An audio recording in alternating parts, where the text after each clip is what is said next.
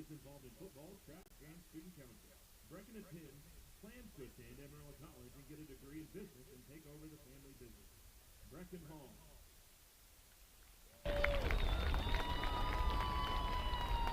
Dawson Jaco. Dawson is the son of Jared and Casey Jaco. He is involved in football and lead baseball and is a superintendent scholar. Dawson plans to attend college and pursue a degree in kinesiology. Dawson Jaco.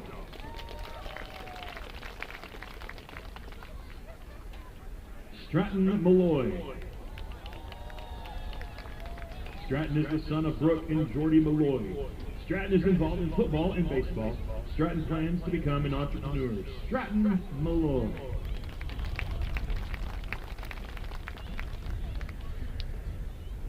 A.J. Marquez. A.J. is the son of Marisol and Larry Marquez. He is involved in football, track, dual credit classes, and was part of the wrestling team. A.J. plans to attend Texas Tech to study architecture. A.J. Marquez. Cannon Melvin. Cannon is the son of Cameron and Carrie Melvin. Cannon is involved in football, baseball, and is a member of the church at Bushland. Cannon plans to attend Lamar College to study business. Cannon Melvin. Ty Morris. Ty is the son of Brent and Kelly Morris. He is involved in football, lead, National Honor Society, and is a superintendent scholar. Ty plans to attend college and get a degree in kinesiology, then join Texas Tech's PT school to become a physical therapist. Ty Morris. Charlie Pitt. Charlie is the son of Abby Pitt and VPJ. Charlie is involved in football, track, is the president of student council, and is a member of Harvest Christian Church. Charlie plans to play college football. Charlie Pitt.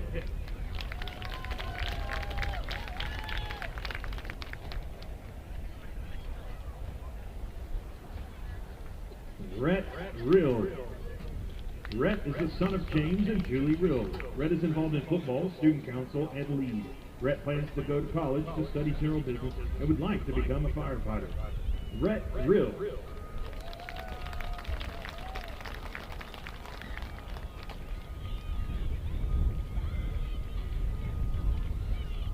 Austin Ryder. Austin is the son of Kevin and Trina Ryder. Austin is involved in football, track, student council, and is a superintendent scholar. Austin plans to go to college and become a coach. Austin Ryder.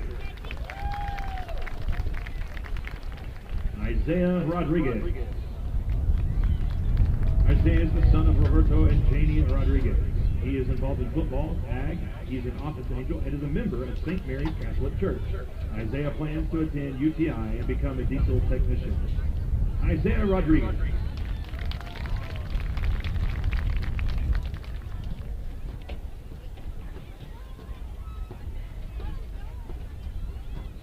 Zach Zunder.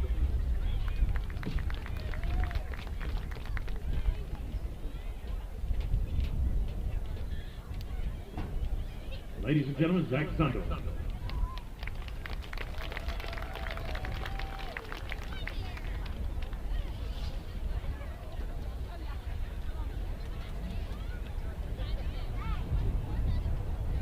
And now our football managers, Matthew Bickle. Matthew is the son of Elliot and Melissa Bickle. He is a football manager and is involved in student council, FFA, and baseball. Matthew plans on attending college to study aeronautical engineering and then become a pilot. Matthew Bickle.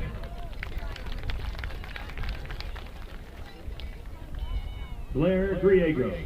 Blair is the son of Avelina and Antonio Griego Blair. Blair is a football manager and is involved in track and is a superintendent scholar. He plans to go to college after high school.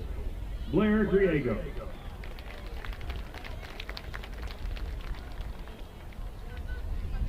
Good luck tonight, boys, and go beat the Wolves. Our senior athletic trainer this year is Bailey McDonald. Bailey is the daughter of Alan and Vanessa McDonald. She is involved in athletic training, student council, FCCLA, and is an executive National Honor Society officer. She is a superintendent scholar, manager trainer for varsity softball, student trainer for Bushland Sports Medicine, and member of Hillside Christian Church, and volunteers at Snack Pack for Kids. Bailey plans to attend Texas A&M University to study kinesiology and to pursue a career in sports medicine. Bailey McDonald.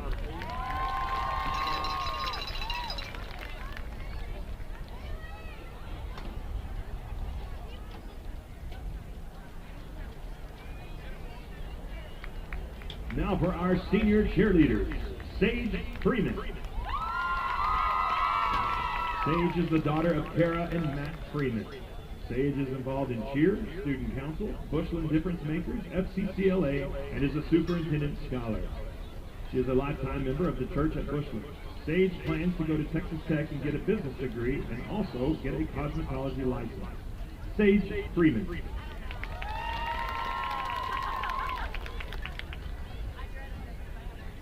Madeline Hendricks. Madeline is the daughter of Jennifer and Scott Hendricks. She is involved in cheer, Bushland Difference Makers, FCCLA, is a superintendent scholar, and is a member of the Church of Jesus Christ of Latter-day Saints. Madeline plans to attend college and study radiography and sonography. Madeline Hendricks.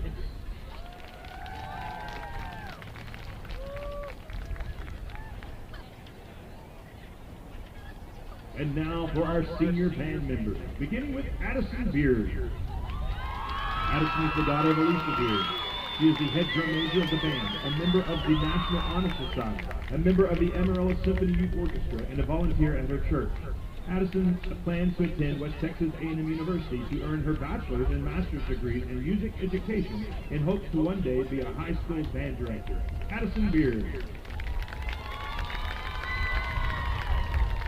Isabel and Mariella Curia. They are the daughters of Tony and Karina Curia. Isabel is involved in band, the Certified Nursing Assistant program, will graduate with a dual degree, and is a superintendent scholar.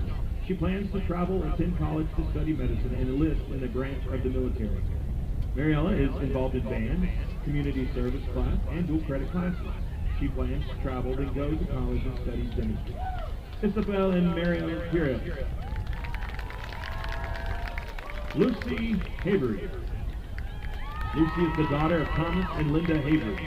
She is involved in band, bowling, FCCLA, National Honor Society, and is a superintendent scholar. Lucy plans to attend college to study elementary education. Lucy Havery. Christopher Hawkins. Christopher is the son of Carl and Connie Hawkins. He is involved in band, the Amarillo College Community Band, WT Trombone Choir, member of DCI Corpus Spirit of Atlanta, and works at Best Buy. Christopher plans to attend college at West Texas A&M University to study music therapy. Christopher Hawkins. Angelina Montrose. She is the daughter of Laura and Roger Montrose. Angelina is involved in band, theater, UIL academics, the Gifted and Talented program, and is a Trinity Fellowship Kids Director intern. She plans to go into ministry and become a youth pastor. Angelina Montrose.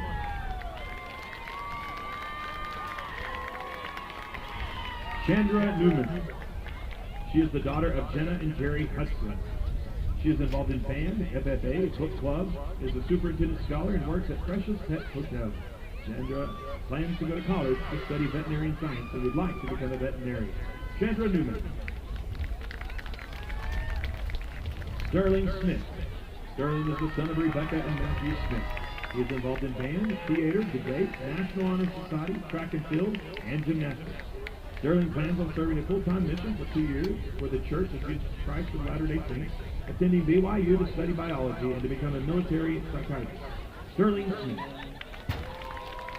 Tara Thrower. She is the daughter of Leslie Thrower. Tara is involved in band, leadership, and was involved in cross-country in previous years. She plans to attend college to study veterinarian medicine and to become a veterinarian. Tara Thrower. Paige Tobler. Paige is the daughter of Brian and Lori Tobler. Paige is involved in band, National Honor Society, FCCLA, Community Service Class, is a superintendent scholar, and will graduate with a dual degree. She works at Crumble Cookies, is an Eagle Scout, and volunteers with the Boy Scouts. Paige plans to go to Harding University to be a pre-medical student majoring in biology and eventually become an anesthesiologist. Paige Copeland. Kate Zett.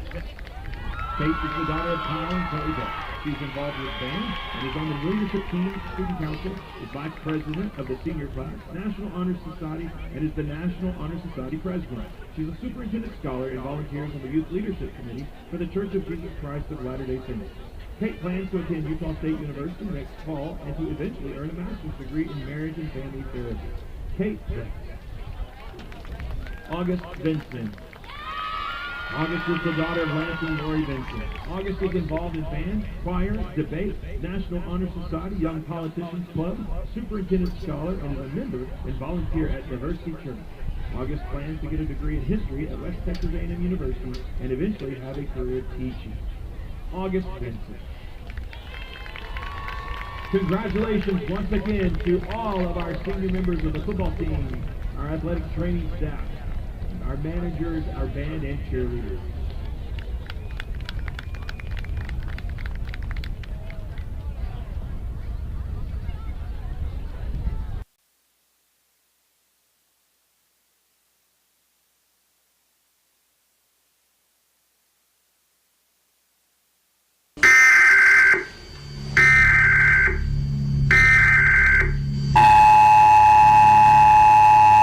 This is not a test. This is your emergency broadcast system announcing the commencement of the annual Purge sanctioned by the U.S. government. Weapons of Class 4 and lower have been authorized for use during the Purge. I do my day! Do my day! Give me! Give me! Won't be!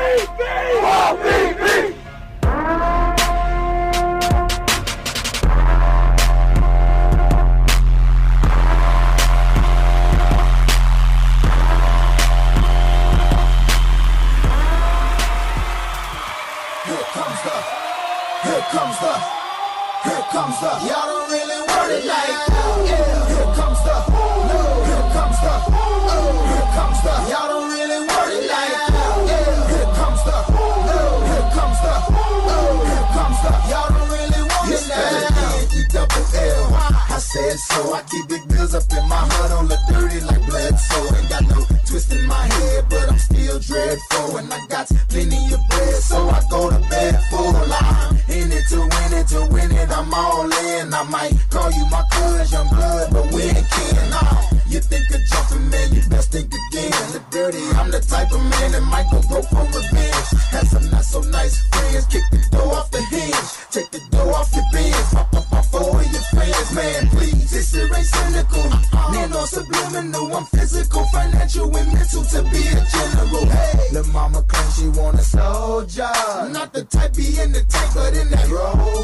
Man, please, I'm in the zone like AIDS full blown. I'm killing it like a blind man reading. I'm feeling it like, oh, yeah, here comes the, oh, here comes the, oh, here comes the, y'all don't really want it like that.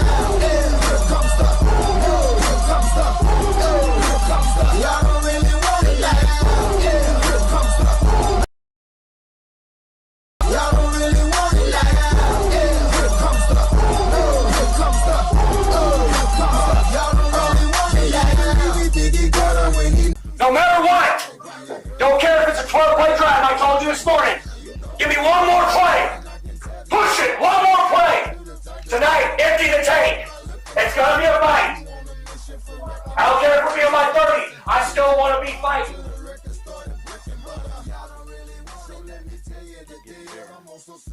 Oh, and Easton. Picked off. That There was it is. picked. Hayden Hall. Hayden's going to come back around. He's got a chance to score. Touchdown! Aiden Hall, 28 yards. Trying to see who's left so hard. You better watch it for I stick to the plan and be the next artist to run up in your stand. Like, yeah, here comes the, oh, here comes the, oh, here comes the, y'all don't really want it like that. Yeah, here comes the, oh, here comes the, oh, here comes the, y'all don't really want it like that. Yeah, here comes the.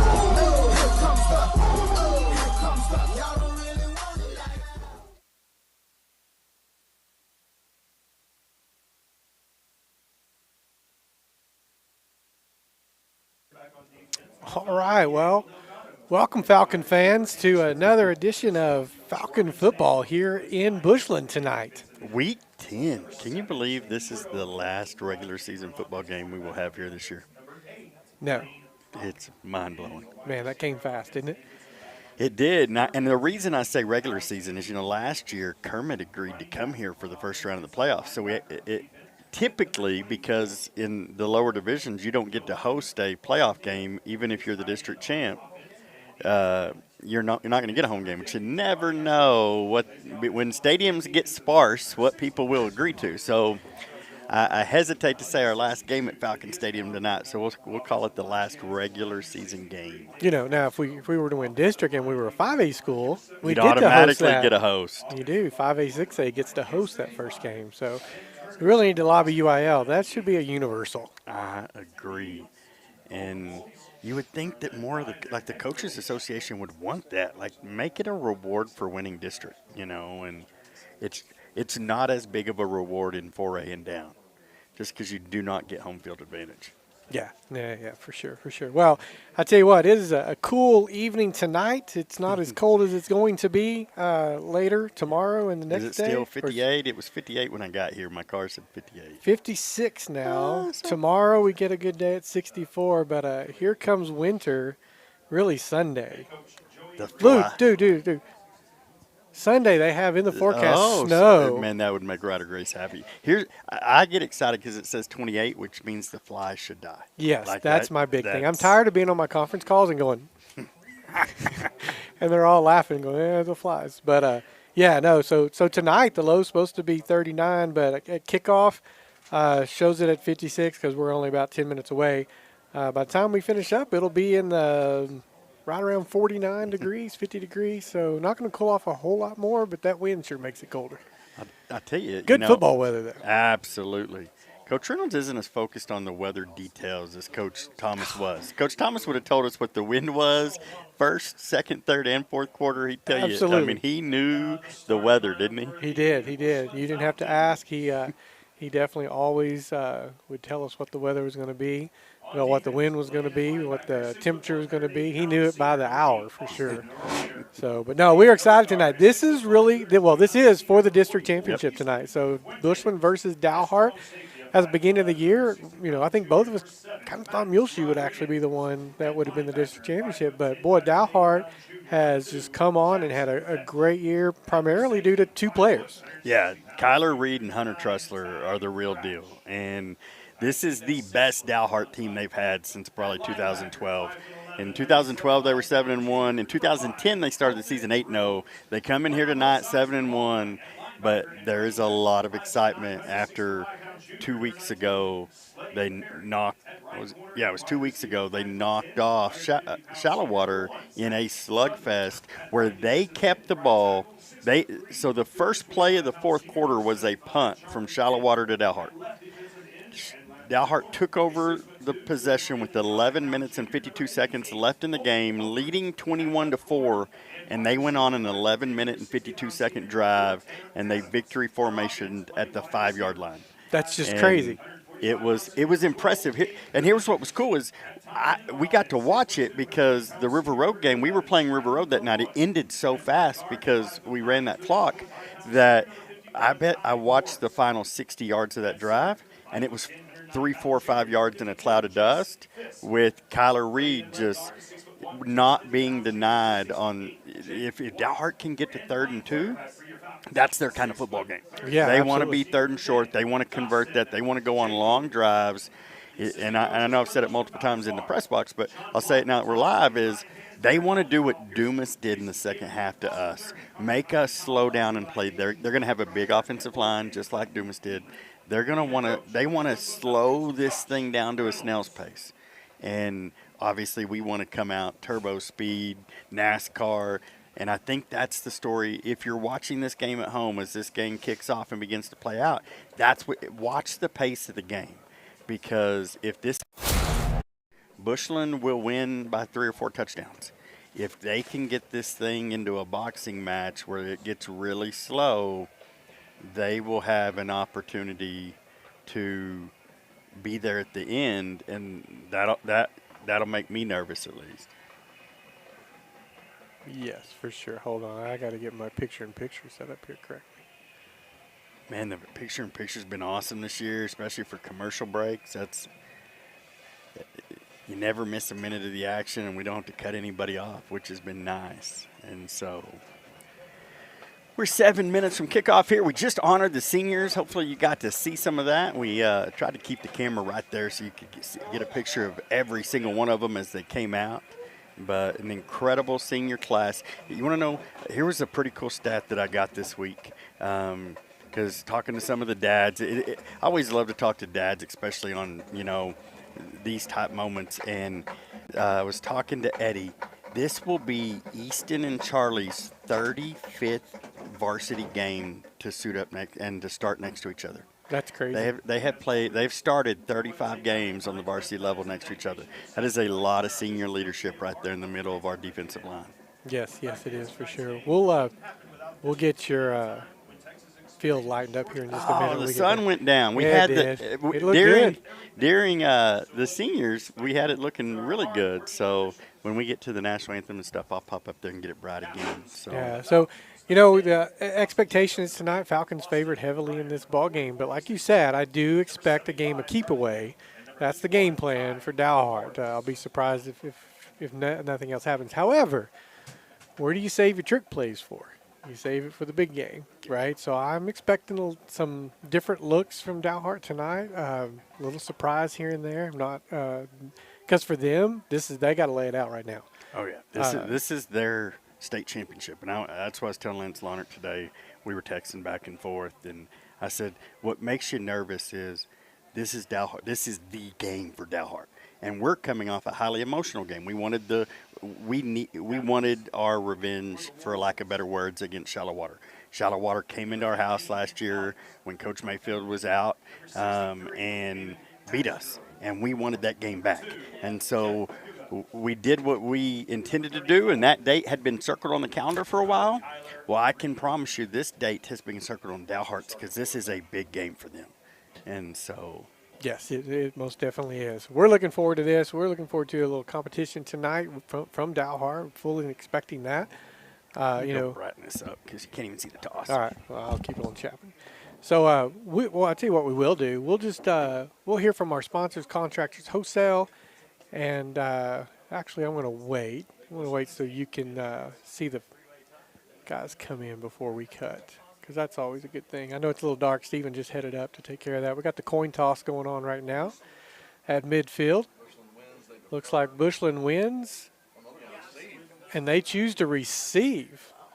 Wow, that's unusual, except for one thing. When you know you're going to want to have control of the clock, which we expect Dalhart to do, Bushland says, let's go out on offense first, and we're going to go ahead and strike first. We're not going to let that ball control take over the game. So Bushland wants to set that pace quick and early.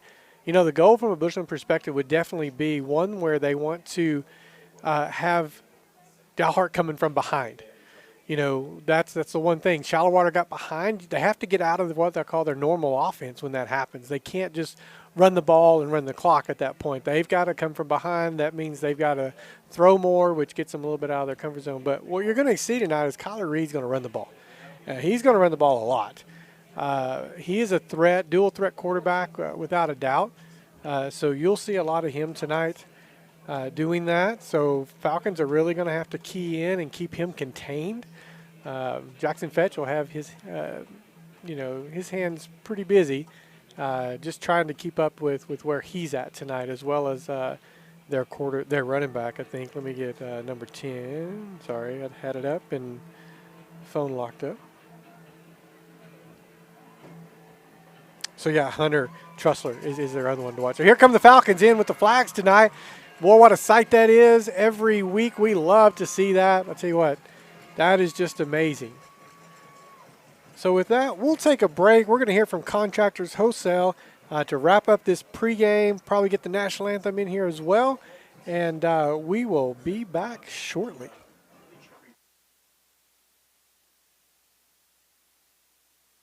Contractors Wholesale is a proud sponsor of the Bushland Falcons.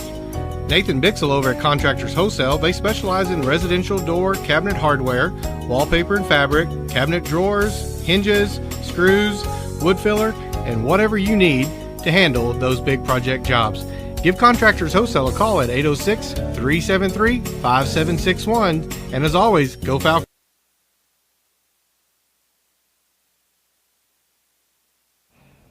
Hello, this is Danny Richburg, your Edward Jones financial advisor. We're all about financial investments, but we also value the investments of time, patience, and encouragement our young athletes receive from their coaches, teachers, and mentors. That's why Edward Jones and me, Danny Richburg, are a proud sponsor of the Bushland Falcons football and Bushland FM. Call me at 352-2980 or visit danny.richburg@edwardjones.com for all your investment needs. Edward Jones, member SIPC.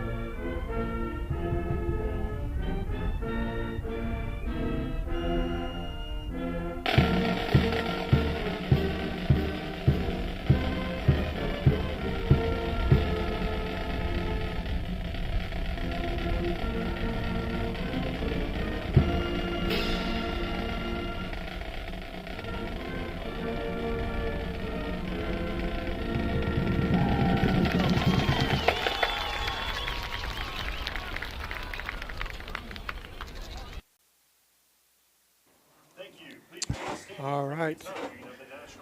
Well, welcome back, everyone. So we are just a few minutes away from kickoff here. We're going to go ahead and get our scoreboard up.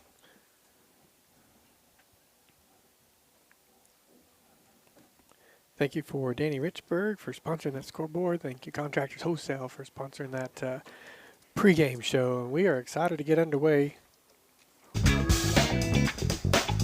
All right. Hate it when you press the wrong button on your soundboard. So, no, we're about to get started here. We've got the scoreboard up. First quarter, it is correct. It's Dalhart coming in here at 7-1. Falcons also coming in here at 7-1, but ranked, what's our ranking now? It is number 5 in the state. So a little bit of shaking up of the districts the rankings last week.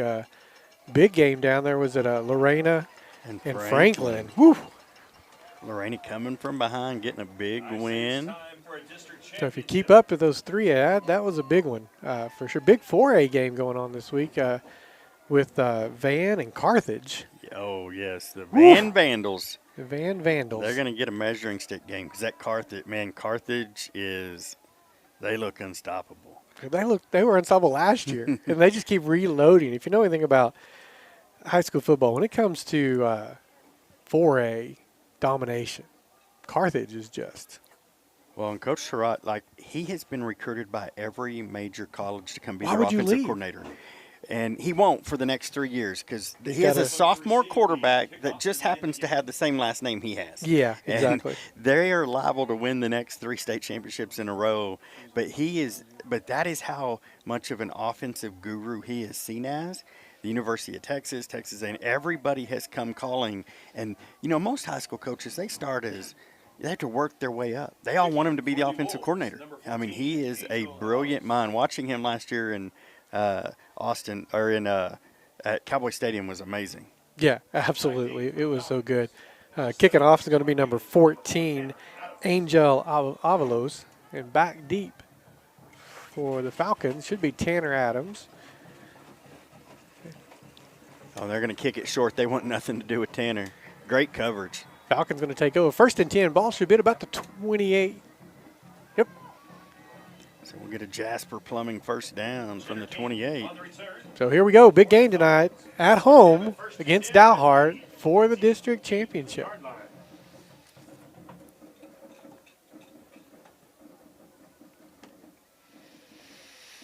Here comes DJ along with Stratton Malloy back there with him in the backfield.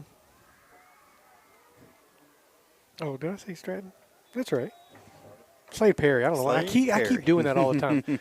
Slade Perry, quick pass out here. Oh, almost. Oh, and he does get it over the top. Tanner Adams down this left side. Oh, and Hunter Trussler makes the play, the touchdown saving play. I thought he tipped it, to be honest. What a throw, because Angel Avalos tried to jump that. He read it, but DJ just drops it right over the top. Falcon drop back up to the line. We're going to send one in motion. Zach here Zendel, he's comes going to get it on a little pitch pass. And he's got blockers. Oh, the one guy. Did he fumble the ball? No. Okay. He hit the ground and it came out. That was a Jet Puga? Jet made a great play in the backfield. We had him blocked, and he just shed the block and made a great tackle. 2nd down, and we'll call it 13 for the Falcons. Quick pass out here out of the backfield. Oh, get that block there. And he's got one block. He's got a second block. Makes a great cut. Nice job, Slade, going to get the Jasper Plumbing first down at the 37-yard line. Slade Perry with 2 good moves. I would do a replay, but the Falcons are in NASCAR right now, so we don't have time for that. And this is what you wanted. If we can go fast and control the pace, I like our chances. We're going to pitch it to Zundel. Got some speed. Come around that edge. See if he can make the corner. He makes one cut. He's going to get about. Look at him spin back inside. Zach turns what should have been only 5 yards into 8. 5 at the most. Zach loves that spin move at contact, and he's not a wide guy, so when he spins, if you don't have him squared up, he's going to break that arm tackle. Let's see if they stay doubled out here on Zach. No, they don't. They're going to, yeah, they do. False start. False start on the Falcons there. So that'll bring up 2nd down. False start against the Falcons. Back up 5 yards. Replay the down. So 2nd down and 7. Did they mark it just 1 yard short? They did. So 2nd down and 6. So they gave him 9 yards on that carry earlier. That was going to be a jet sweep there with Keg Gavinia. Obviously, Dalhart's going to have a lot of guys go both ways, and you can tell we're making them run east-west an awful lot early. Just going to make them chase that speed. Slade Perry stays back there. Dawson Jake around this left side. He's got blocking. He makes one move, but I tell you what, another good tackle. Holt Humphrey sealed that edge perfectly to allow DJ to get the Jasper Plumbing first down right behind him. Hunter Trussler, really, if he gets past Hunter, he's got some green ahead of him. Trips right, single left. Oh, DJ fakes it. There's the screen. Gets tipped. Oh, we just didn't get the block. That's going to be a loss of about 2 yards on that. 2nd down and 12 for the Falcons. Not often does a guy beat Charlie. I guarantee you that doesn't happen a second time. Oh, what a move. And in the backfield, that's number 15. In on that Alex Penton.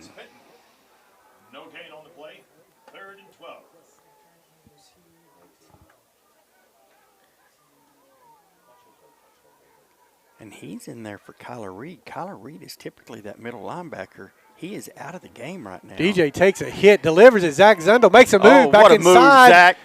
He's going to be really, really close to the first down. About 2 yards short.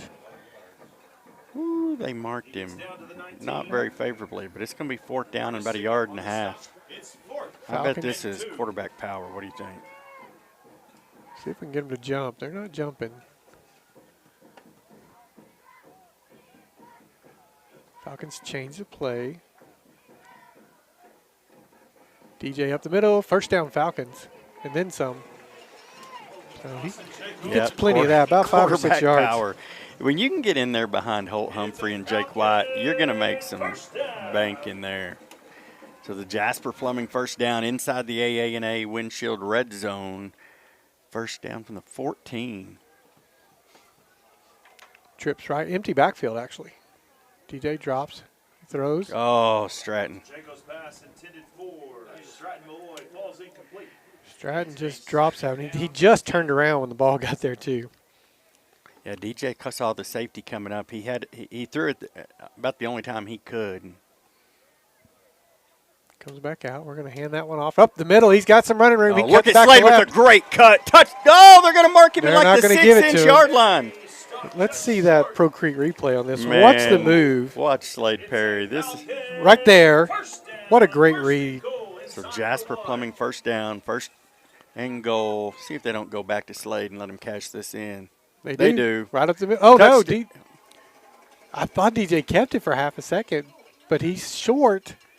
They're marking him short. They are. He's going to be marked short of the goal, 2nd and goal. If DJ would have kept it. Oh, he walks in. He walks in. That's why I really thought he did.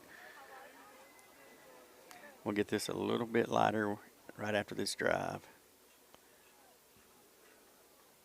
We don't put it on automatic because when we scan the field, you would just constantly see the screen changing. So, all right, we'll take another try at this. False start. That's going to back us up. It's going to be a snap infraction. So now it'll be 1st and goal from the 5. Or 2nd and goal from the 5.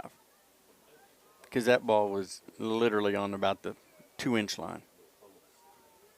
It's the whole thing we talked about last week. It's the index card. Yeah. From the Cowboys a few years ago. False start called against the Falcons. It sure took a long time to call that. Well, yeah, now they're going to mark it off. It was crazy. They didn't. They walked the ball back to the goal line, and I thought, did they not call that on? Because that was a long conversation. Yeah, for what was a very obvious call.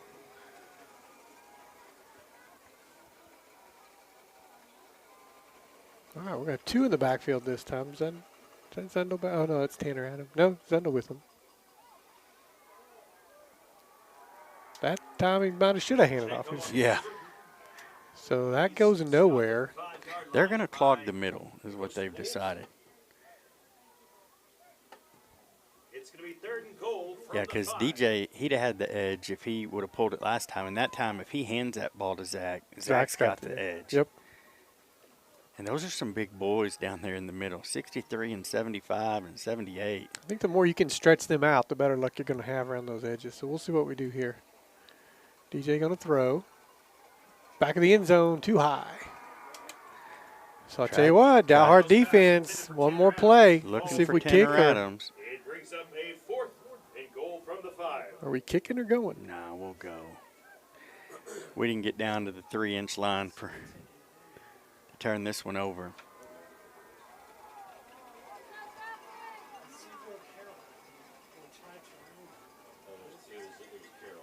Nope, here we go.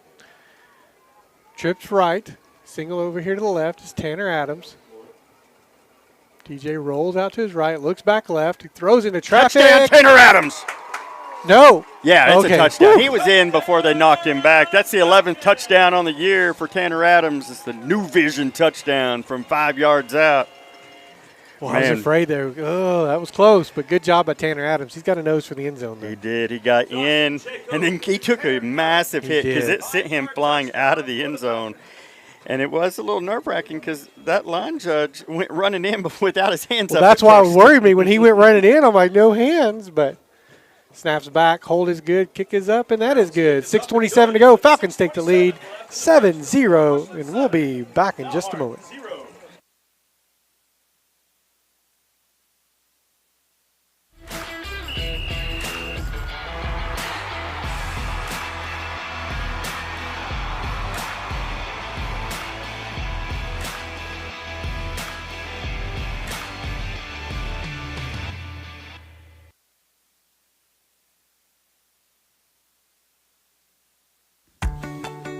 Plumbing problems, large or small, they can fix them all.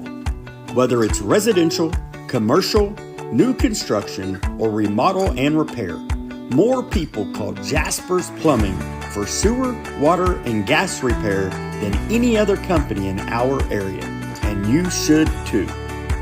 Jasper's is a third-generation plumbing company proudly serving Falcon Nation.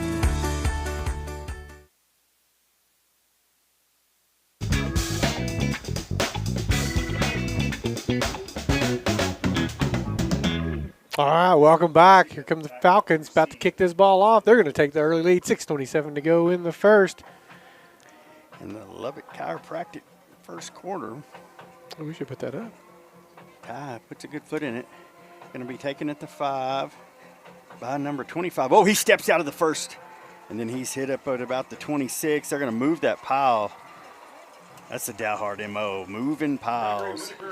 All right, well, let's see what the defense has got to come up with here. We've talked about the run being, especially in the middle, for us being a little susceptible. So I'm sure. I thought last week we did a really good job. Now, I was told we're going to go with a big 6-man D-line tonight to start off. We'll see if that is the case. Yep, here comes Ty Morris.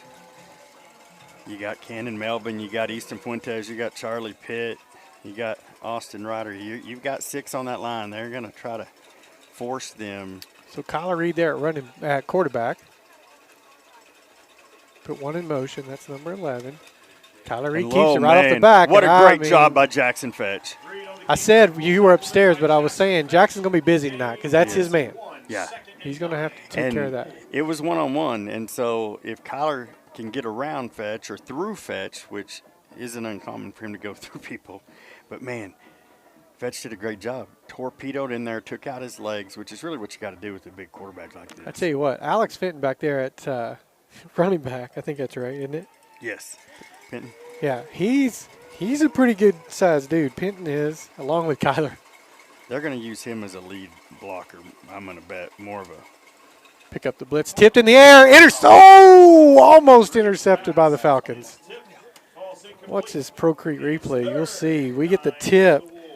Who comes in there? A.J. Marquez almost comes up with that. Oh, close. Is that? Yeah, that's A.J. All right, 3rd down and 9. Twins on both sides. They're going to be stacked. No, that's Falcons. not A.J. Falcons jump but get back. They don't snap it. That was tag thrush. Look at Zach Intercepted Zundel by with Zach a Zundel. beautiful play on the ball. There's his little, his signature spin move. What a turnover. Zach Zundel, you can't play. You got to. Oh, I don't think I got it in time. Oh, I hit the wrong button. I was trying to hit replay, and I hit brightness on our screen. Good job by Zach. He kind of stayed back and then did not move up until he made a play on the ball. And found the ball. As soon as he found the ball, he became the receiver, went up, high-pointed it, returned that thing down at the 37-yard line. So I talked in pregame again while you were upstairs about how, we decided to take the ball. Well, we did that because we want to strike early in a game like this because they're going to keep the ball. And we want to get them in a situation where they have to throw. That's a great example of why we want to put them in the situation to throw. Here come the Falcons out. Twins on both sides. Yeah, their offense is not designed for 3rd and 9. Up the middle. Look at us moving the pile now. Yeah. We can do it too. 5 assuming yards. that's Slade. I didn't see it. Yeah, it was. Okay. On the Jasper Plumbing first down, a 5-yard carry. Slade Perry, the ball carrier. Tackled by Hernandez for the Wolves. 5-yard gain, 2nd 5. Falcons right back up to the line. You'll notice they got some new D linemen in. Quick pass. Oh, wide open. Ty Tarango makes the catch. And he's going to get it down to, oh, they're saying fumble. I think that ball's out. They're coming up with it. There's going to be a conversation. Ty.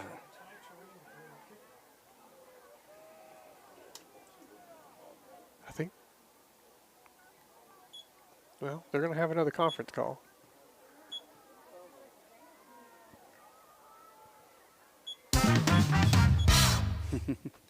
Ty's got to hang on to that ball all the way to the ground. Let's see how they rule this. Yep, turnover. I was afraid of that. I was he too. fell. He came down on the receiver, but Ty's over there trying to. He's got the ball in that right arm and in traffic. At the 20, just outside the 20, looks like the 21-yard line. All right, so Falcons defense come up with a turnover. Costly mistake there for the Falcons offense, but let's see what the defense has lined up again. Twins on both sides. I doubt they're going to throw. Nah, this will be power football. Oh, and we jumped. I'm surprised they didn't. They did blow it dead. He blew the whistle. No. I swear the ref blew the whistle over here. They're gonna. But see? Oh no, he's blowing his whistle, saying come back. Yeah, he did. He blew the whistle. It was after the snap, but when they saw who got back there. Oh no, he just waved it off. He's gonna give it to him. Holt Humphrey made. Yeah, they blew the whistle once it. Holt was about to hit that quarterback. I swear I heard that whistle. So they will have it up to the 41. Oh. A nice catch there by Ben Meyer. It's a first down for the Wolves. Ball at the 41. So 1st and 10 for the Wolves. A heads-up play by Kyler Reed, realizing he had a free play, putting it on his receiver, an opportunity to make a. He gets maybe a yard, maybe two. And Holt makes up for it there. He gets Kyler on the ground. I'll tell you, those two are good buddies. That's going to be a fun matchup to watch. We'll have 2nd down and 9 here.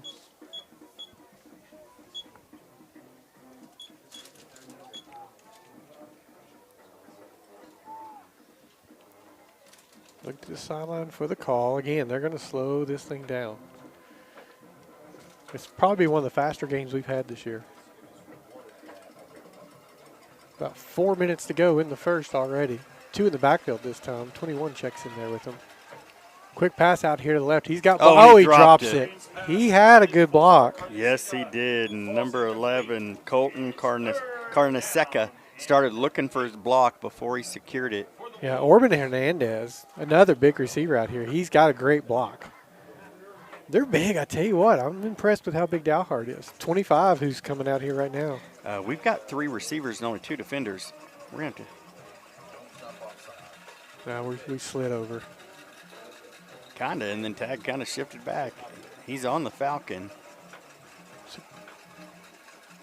Kind of nonchalant with this, aren't we? He drifts back over. Oh, and we got away with one there. I think he caught it. He caught it. Nice catch. Number 1, Ben Meyer. But I'll tell you, Gregory Whitaker was running wide open in the middle of the field. We released him, and nobody picked him up.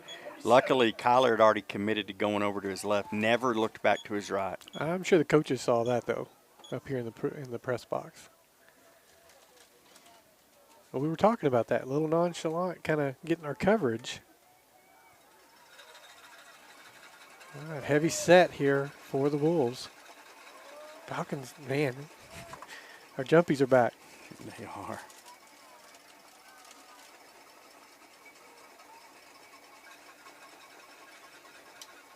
Oh, confusion. Oh, look at Kyler pull that so late. What an amazing pull by Kyler Reed. Replay that.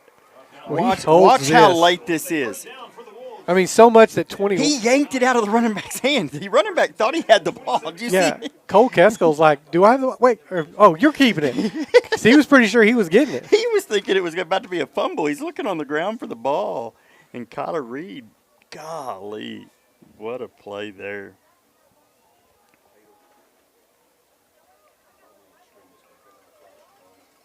All right, they're going to stay in this heavy set. So, assuming an option. Nope, he drops back. Quick pass out to the left.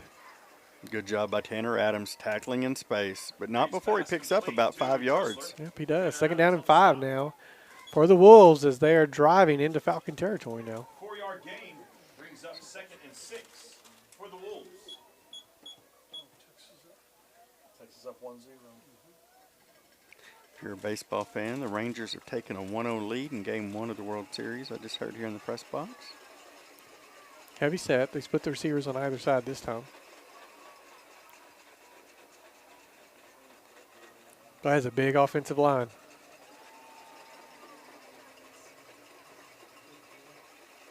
Kyler keeps it off the left side, and he gets about 2, maybe. Well, just 1, actually. No, they're going to give him at least 3. That's going to go all the way up to the 20. Oh, they did. He's wrapped up about with a 1-yard gain, and then all of a sudden he just lunges forward, and the whole pile moves. This is what they want. They want 3rd and 2, 2.5, 3. Yeah. This is manageable for them. Yeah, so about 3rd and 3, 2.5. Again, no hurry whatsoever. 1:20 to go in this first quarter.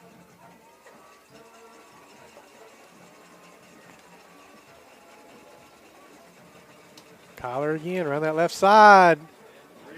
He's going to be short. Woo.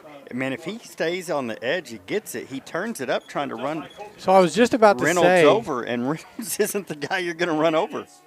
Well, I was about to say, if they would have done a sweep left to that short side of the field, he might have run all the way into the end zone. Because there was nobody else on the outside. We were all lined up against their furthest out guy. So we had nothing outside. Yeah, they've missed on a couple of these here. So 4th down, and we'll call it 2.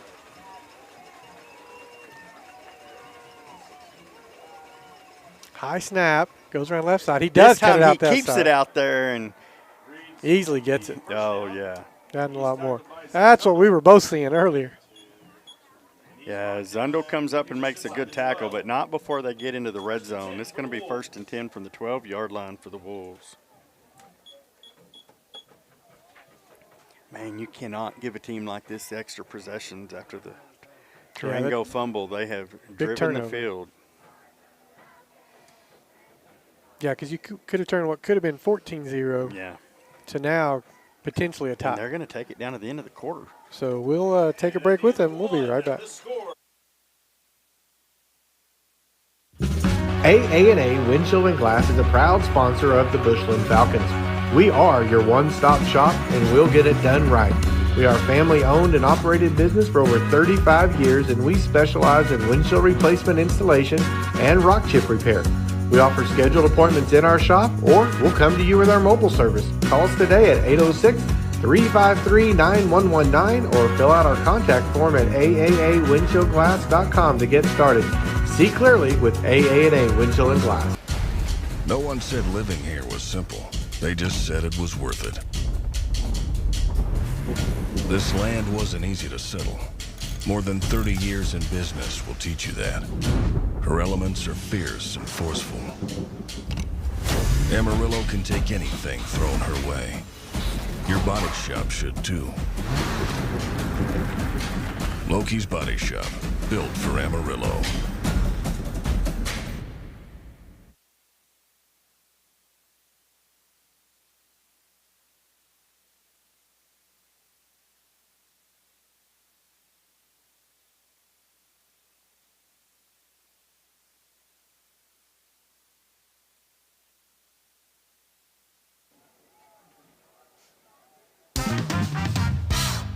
Hey, welcome back. Steven's headed up top real quick to do an adjustment on that camera. We're going to, again, as the sun goes down, it just starts to adjust on that camera, so we're going to lighten that up quite a bit. So give us just a second to get that done. It's just hard when we're down here, camera's up top, one of us has to leave to go take care of that, so Steven's jumping on those duties. Kyler, he comes out, he's going to hand it off. He's, boy, met by a host of Falcons, including number 75, Charlie Pitt. If you watch, we had a host of Falcons in that backfield. Pro Creek replay. Kennon Melvin back there with the first hit. Charlie Pitt with the takedown. Yeah, go ahead and do a little bit more. Sorry. We're going to lighten it up a little bit more. Maybe it'll hold just a little bit longer for us. So 2nd down and 12 now for the Wolves. Kyler Reed looks to the sideline. Nope, let me change the scoreboard while we got 2 seconds. Quick pass out there to the right. He cuts back inside, outside, down to about the 2-3 yard line. Reed's pass complete to Trussler. That was Trussler on that. They've got a 1st and goal at the 2. So that's enough for a 1st down for the Wolves, and that's going to put them in a 1st and goal situation with 11:10 to go in the 2nd quarter.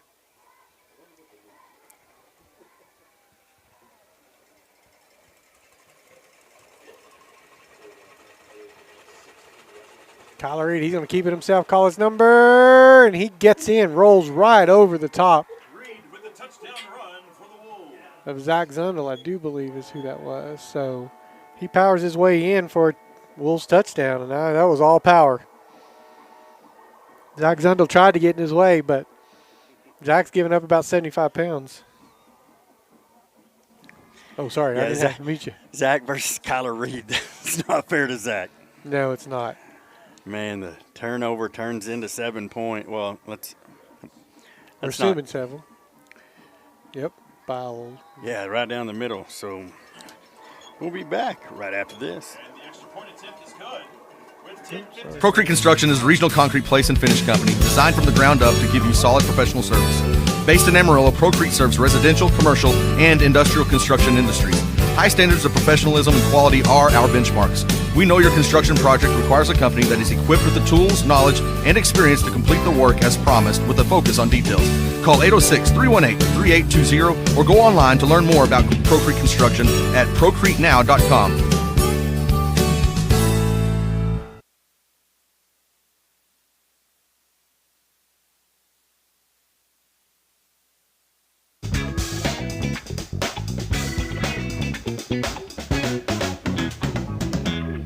All right, welcome back. Well, boy, that turnover turns out to be a costly one as the Wolves do take that possession right down the field and score. So what could have potentially been 14-0 now turns out to 7-7. So 10:52 to go in the first or the 2nd quarter. And not just that, it's also the fact that now we're playing at their pace. Is this Jenner King, the sophomore? Jenner King. That is Jenner. On the return. Called up to help fill in for Ty Purcell, who's out injured for a few weeks, and Jenner with a beautiful return. He does. Gets that all the way up to the 36 or 35. Where are they going to mark it? 35.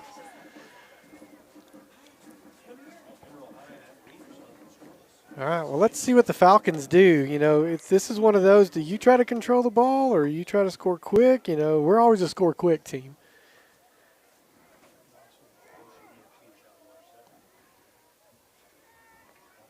Put one in motion. Zach Zundel. We're going to get numbers over here on this left side. Lots of good blocking. There he goes! And that'll be Tanner Adams is going to take it to the house.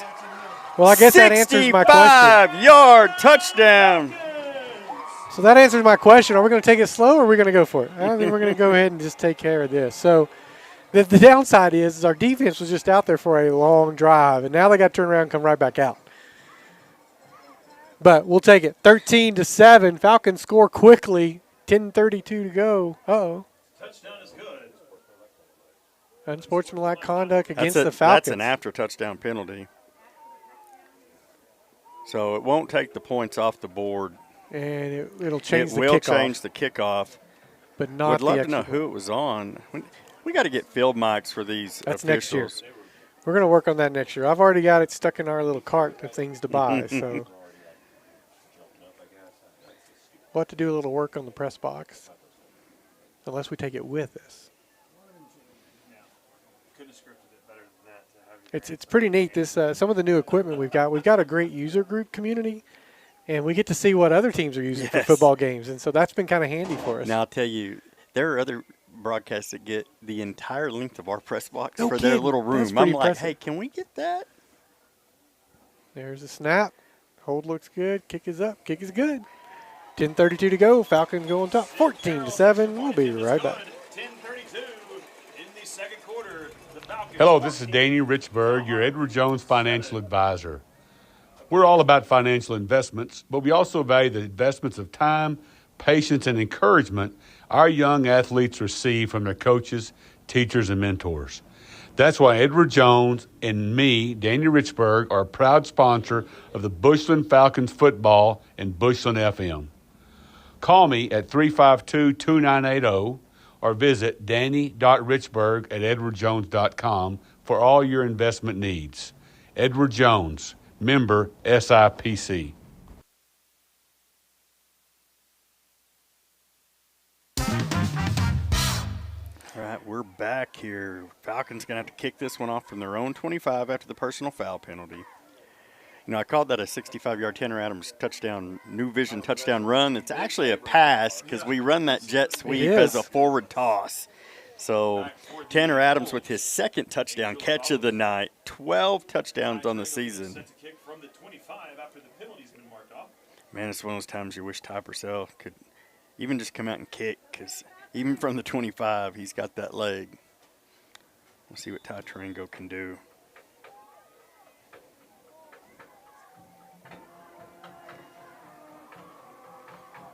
All right, Ty's going to have to put a foot in this one. And then he does not. It's going to be fielded at the 30, up to the 40, and he's got a block. And the Ty goes down and makes the tackle at the 49. It's a great return by number 14, Angel Avalos. I'll tell you, 17 for Dalhart. Victor Perez, I'm really shocked he doesn't get caught. He is driving Aiden Hall into the ground right out here in the open at about the 45. No call on it, though. All right, 1st and 10 from the 49. They are 1 yard from being in Falcon territory. Great field position.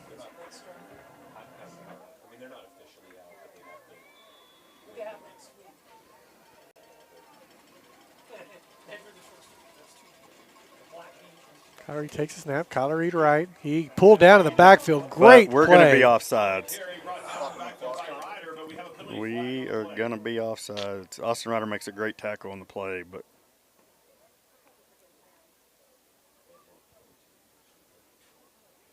the flag came from the other side. I'm like, this guy didn't throw it. It went from the other side.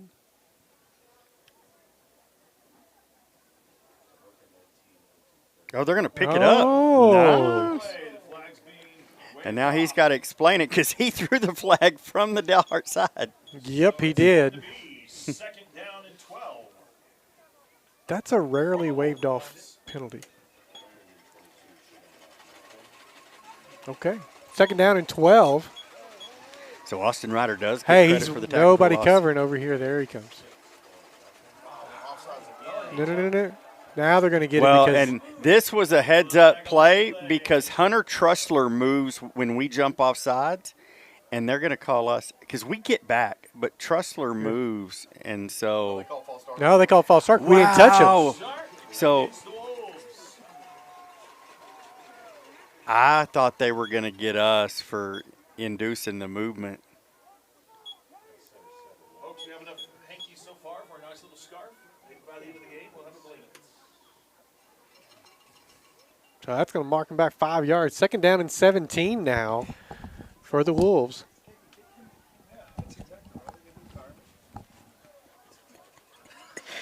Oh. So 2nd down and 17. Trips over here again. And this is a formation earlier. Still only has 3. Let's see what happens here. They're going to come back. Oh, nice job, Charlie Pitt, batting it down. Knocked down by Charlie Pitt on the play. Brings up a 3rd. So Jackson Fetch blows up. He does. Number 11. He was the intended receiver, and Fetch just makes sure he knows, hey, next time you come, because it's a live ball once it's that's Carneseca. And he gets up. He's got his hands up like he wants to call. I'm like, no. Once that ball's tipped, you're live. And he laid him out. Fetch is just like, hey, just make sure you remember I'm here next time you run that screen.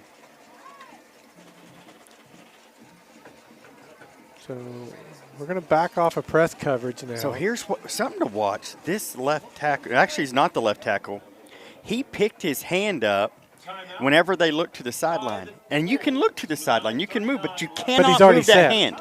Once that hand's down, they're supposed to keep it down. But we'll have a timeout here, so we'll take one with them. We'll be right back.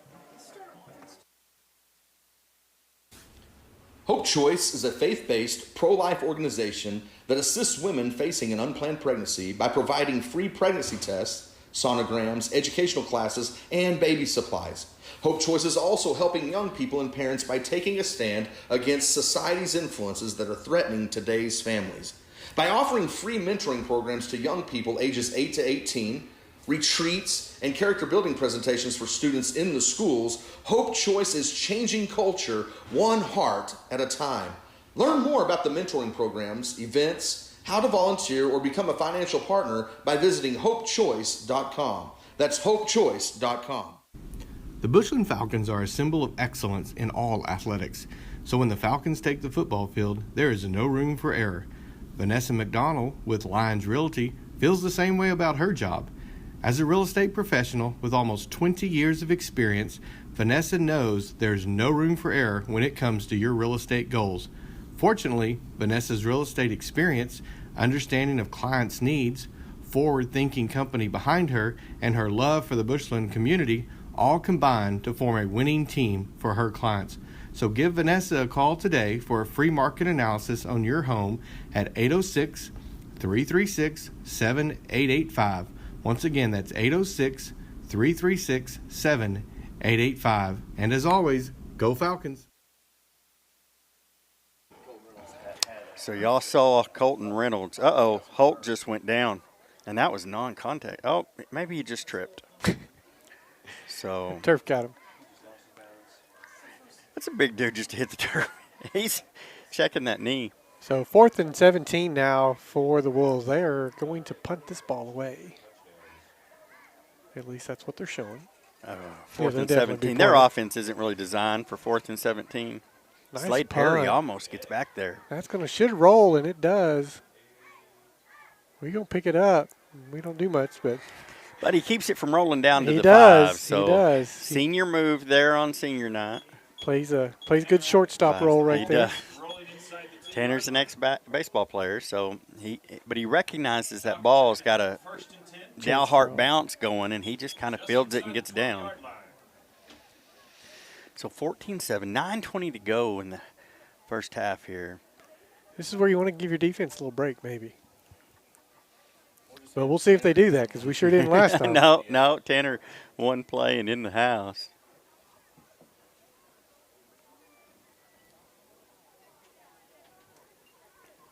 Same formation as that sweeper.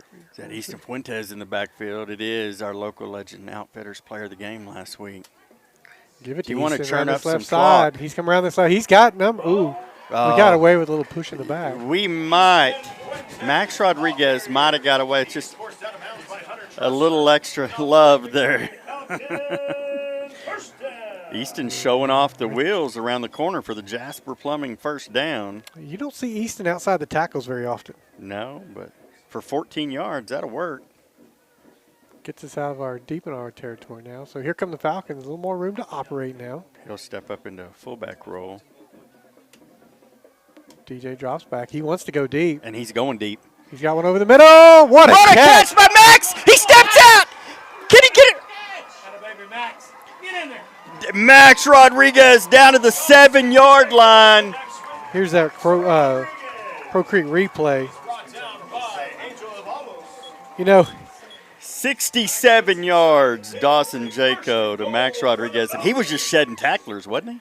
Yeah, and that's what happens when you go for a ball and not the tackle. And the defender's going to give it to Fuentes. And, he gets hit, but he keeps his feet. Puts that hand down and what should have been down at the 5 or 6 gets it all the way down to the 3. I thought he stumbled into the 2 a little bit more, but we'll take it. 2nd down and goal. Quarterback DJ. power behind Easton. Touchdown, Dawson Jaco. The 3-yard touchdown run. So with 8:29 to go in this first half, Falcons score their 3rd touchdown to take a 20-7 lead. And now you understand why they wanted the ball absolutely in Dalhart's hand. Dalhart wants the ball in their hands to control that clock, because this is what happens. Hopefully the defense got a little oxygen and water.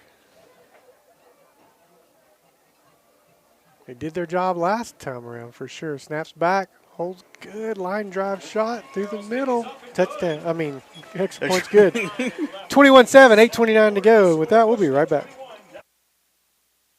Whether you need a building to grow your business or you simply need more space for a backyard workshop, look no further than Tightwire Construction.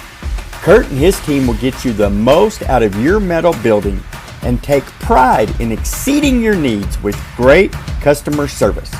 To talk about your next project, give Kurt a call at 806-683-6842 or visit tightwireconstruction.com. And as always, go Falcons!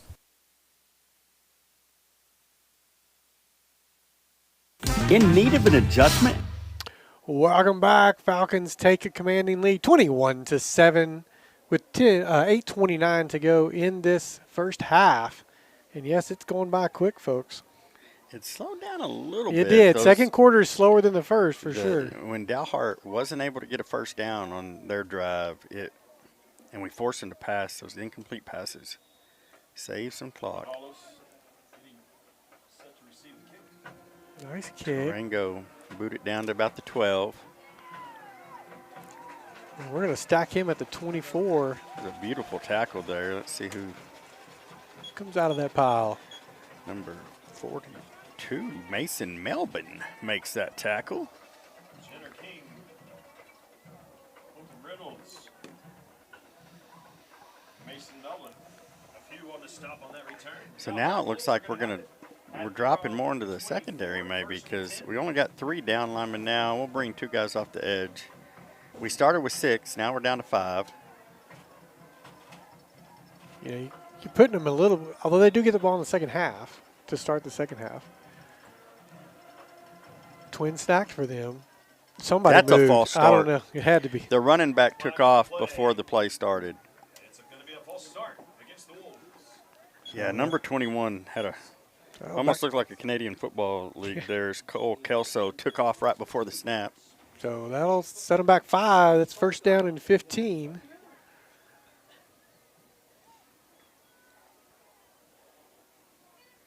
Not as many people here tonight. Too cold? We should have some more viewers tonight than normal. I have a feeling you got a lot of band parents that are already packed and ready to go. Oh, there is that. Band competes tomorrow morning in Midland. Yeah, y'all pray for them. They're going to be on the road without a lot of rest either. So definitely want to pray for that group as they head out. All right, Kyler drops back. He wants to throw. He is going to throw. What He's a got touch. He had a great throw. Holy smokes. Colton Carnesecca comes down with it at about the 47-yard line. Watch this replay. What touch. He's moving up in the pocket and finds a way to do that. Uh-oh. He's still down. Come on, buddy. Hop up. Never want to see somebody go down. That was a beautiful touch there by Kyler Reed. You know, dropping dimes, put it in the bucket, or whatever you want to call that. He did it. And you saw it coming. As soon as he let it go, you're like, it's in. Yeah. So they come back out. We're going to hand it off this time. He's going to bust around this left side. Oh, my gosh. 25 made a move on A.J. Marquez and just left him in behind. So that's only a 2-yard gain. Second down and 8. A.J. almost had it for a 2-yard loss. Yeah. And he just. There we go again. We almost didn't get that coverage. Colton coming out to cover in that trips formation on the right.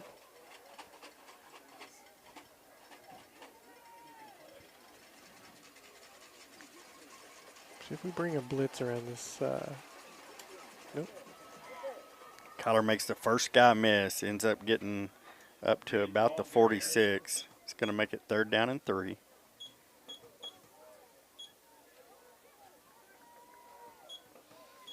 .24 is going to check in the game. He'll be in the backfield, so they're going to bring some heavy guys for that backfield. 24 is just a tiny little guy, isn't he? Oh, my gosh. Their numbers don't match their size. They do not.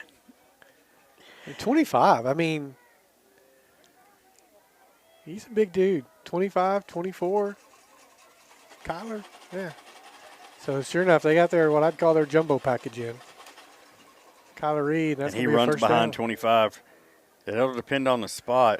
He's coming over from the far side, got him marked as a first. Yeah, and he's so. running more forward than he started. Oh, maybe.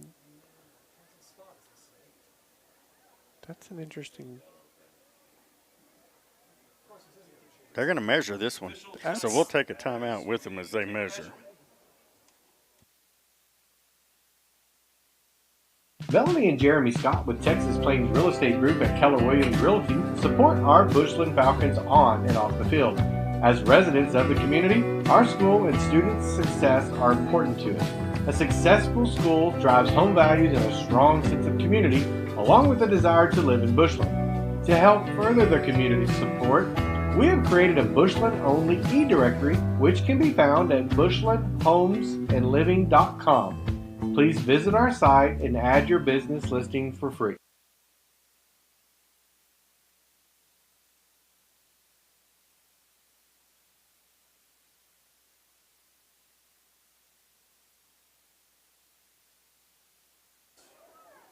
Well, by the nose of the ball, the Wolves get that first down. It's a first down for the Wolves. First and 10 from the 43. And that'll let me at least get off. It'll force quit. All right. Sorry, we're resetting the laptop here real quick. Oh, they're going to take a timeout, so just in time, Steven. We'll take a timeout with them. We'll be right back. 6:30 to go. Adobe Wall Stoneworks, Justin Howe here. Listen, I can't believe it, but this year we're going to celebrate our 20th anniversary. The Texas Panhandle has been such a support for our little business, and we're so thankful. Amy and I have been dreaming about this design center for years. We want you to come check it out on Hillside. Go check out our website, adobewallstoneworks.com. Just like you go make a dinner reservation, you can click and make a reservation for a private design consultation in our indoor showroom right here on Hillside. Come check it out, Adobe Wall Stoneworks. Contractors Wholesale is a proud sponsor of the Bushland Falcons. Nathan Bixel over at Contractors Wholesale, they specialize in residential door cabinet hardware, wallpaper and fabric, cabinet drawers, hinges, screws, wood filler, and whatever you need to handle those big project jobs. Give Contractors Wholesale a call at 806-373-5761. And as always, go Falcons.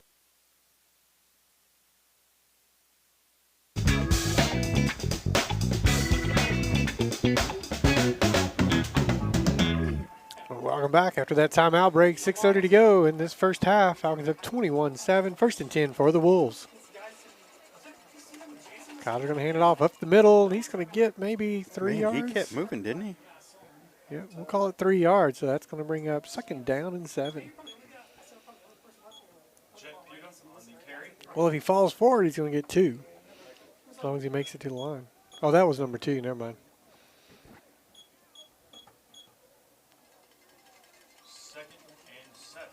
They're going to stay in more of their heavy package, but be careful. It's a big old tight end that they can sneak up down the field, number 24. We got nobody to match his size. Maybe from a vertical perspective. Looked like somebody leaned again. It did. But nice job. Easton Fuentes stacked that one up for about a 6-inch gain.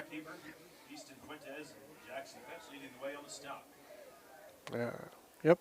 We'll get Slade Perry in as A.J. Marquez comes out. All right, third down and 7. Clock continues to tick. Best case scenario for the Wolves here, they run this clock almost all the way down, score, then they get the ball second half. That's their goal. Did you see that size differential picture? Did I send that to you, the shallow water guy and A.J.? Drops back. Kyler looks. Oh, he Kyler's pumps. going to. What a job of just running his receiver open. But he's going to be short of the first down by about a yard. He kind of gave up a yard or so. If he'd have just fallen backwards up the field, he gets the first down. But he tries to dance around a little bit. Which caused his forward progress to stop at that point. Yeah. Reset, because once you make your move on your own, you're done with that. All right, 4th down and 1. I'm assuming this is Kyler Reed, power ball. Yeah. Left side. Yep. And he gets it, but barely. It's going to be It's going to be close again. The spot here is not a great. If you're a I don't think he Dalhart gets fan, it. you're not a fan of the spot. That's not a first down. That's a Falcon first down, I think. And here's what's crazy is he was on top of his. There it is. I agree with you. That was a poor spot because I thought he got it, but that ref was on it. Did his knee go down sooner? Well, I don't know how it could have because he was on his own player. Number 10 was underneath him. So I mean, but we'll take it. Hey, we don't get friendly spots very often, so we're gonna appreciate it when we do. Yeah, we'll take that one. So, all right, Falcon ball, 1st and 10. Ball's going to be at about the 38.5, we'll call it. Sorry, 34.5. Jasper Plumbing first down. 4:24 to go in this first half. Turnover on downs by the Wolves. DJ drops back. Quick pass out of here. Just over. That was intended for Cade. You know, that's what Dalhart looks for is that make DJ stand on the sideline for a little while on a cold night. Here's the thing, he only needs about one to get warmed up. You do that same play again, but you pump it and let Cade just turn and turn go. up, yeah. Oh my gosh, he's gone because their safety of all they're shifted over to the other side a little bit more. We're gonna hand that ball right up the middle. Look at Slade moving around. It's about 4 yards on that. That was a really good tackle there by number 2. Yeah. We'll call it 4. 3. Jet Puga comes up and makes a solid tackle because Slade is not an easy. He's a pretty elusive guy in a hole. DJ drops back. He's looking down here on his right side. Oh, boy. Oh, man. Cade snags it, and then as he tries to jump out of the way of the defender, his knee catches this. Watch this. Gets it, and then as he's jumping out of the way, that left knee comes up and hits that ball. So that's going to put us in a punt formation now. Ball if it could have got into his body, I think he makes the catch and still running, but. The throw was a little off. It was. And then that caused him to reach and come back to try to tuck in. That's when his knee catches. Cade Cavini back to punt. Whoa, what a good snag. Oh, Cade's going to keep it. You better hurry. Oh, and I think he's got it. No. Oh, what a terrible spot. Oh, my gosh. That was terrible. Cade, watch this. He reaches out and touches the 45. Oh, my goodness. We just talked about a terrible spot, and it balanced out. If I'm a Dalhart fan, I'm saying the ball don't lie. they evened out. Yeah, I would agree. So, oh, my if you're listening goodness. for Dalhart, But Cade made a fantastic play to get the first down. And you see him extend that ball all the way to the 45. Yeah, you could see that really good on the replay too. And the line judge is right there. Maybe somebody was in his way. Did he step or something on the line? We couldn't see. It didn't look like it, but here they come. Boy, they're in tight. Oh, the misdirection. And I'll tell you, Jackson Fetch saves a long run. Watch this play by Fetch to trip up Kyler because he has a lane and he has a blocker. 63's lead blocking. And Fetch cuts that down for a 2-yard gain. You can't make a better play than that. Stacked receivers this time. 2nd down and 8. We've gone away from the 6-man front. And we originally we went to a 5. Now we're down to a 4-man. I think we're having better luck with our linebackers penetrating and getting those cuts. Let the front 4 drop them down, and then we'll take care of the big blitz. Trussler, he's not going to get but maybe a yard and a half. Good job by Zach Zundel to come up. So 3rd down and 6, we'll call it 5.5.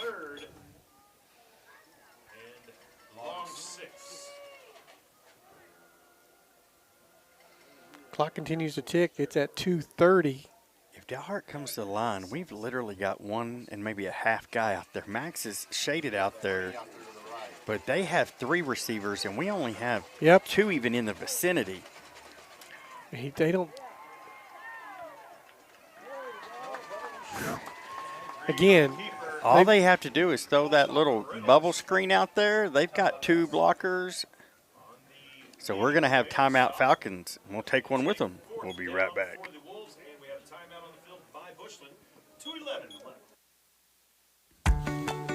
Plumbing problems, large or small, they can fix them all.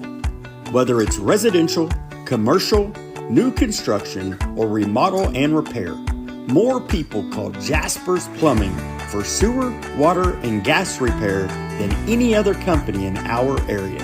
And you should too. Jasper's is a 3rd-generation plumbing company proudly serving Falcon Nation.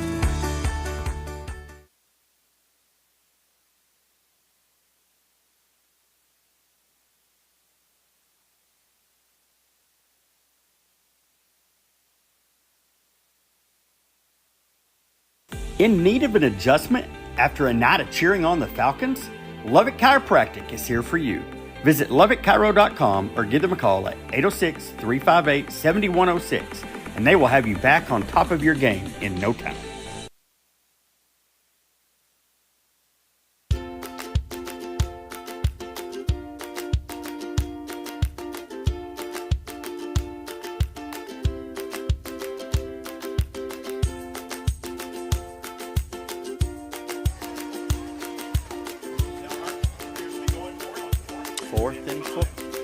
Fourth and 5. 4th and 5. They're going for it. I think they wanted us to jump. So, or they wanted to see it was a little chess match. They want to see what our defense was. So we'll take a quick break. Let's hear from our sponsors. We'll be right back.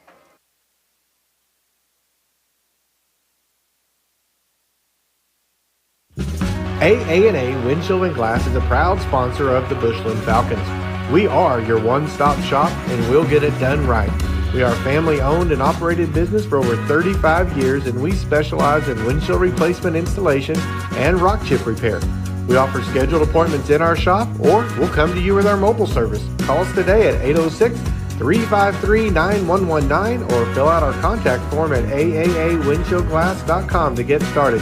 See clearly with AA&A Windshield and Glass. No one said living here was simple. They just said it was worth it. This land wasn't easy to settle. More than 30 years in business will teach you that. Her elements are fierce and forceful. Amarillo can take anything thrown her way. Your body shop should too. All right, coming out of timeout, 4th and 5. They do go for it. Kyler drops back. He throws. He's throwing it out right. Intercepted. Oh! No, he catches it. What's this Procrete replay? Max Rodriguez reads this perfect. And Gets just it, couldn't quite come up, and Hunter Trussler makes a heck of a play. Wow, what a play by Trussler. 2 minutes to go here in the first half. The concentration by Trussler to stick with that play. And he's a sophomore. Yeah. That's a heck of a play right there. Twins on both sides. Handoff, 15 around the right look side. at that. He keeps going. He gets about 7-8 yards on that. Man, and he just stepped through a tackle there by Fetch. Yeah, so that's Alex Pinton on that. So he ends up with 7 on that.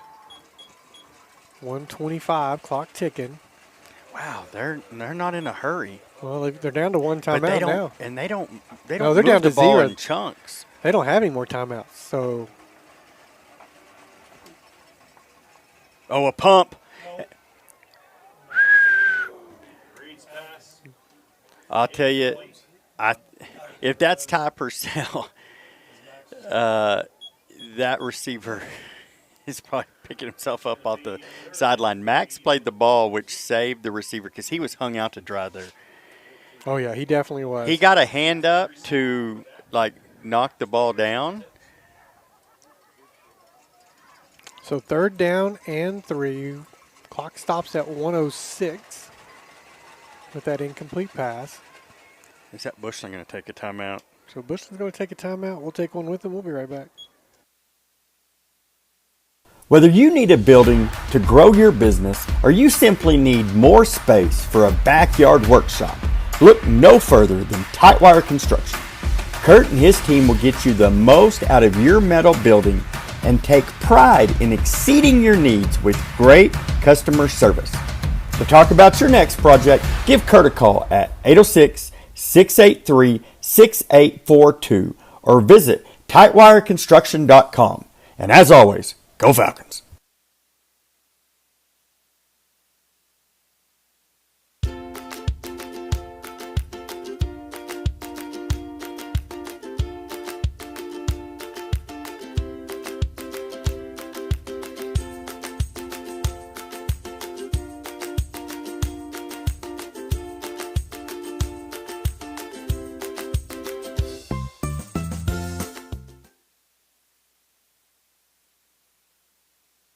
In need of an adjustment after a night of cheering on the Falcons?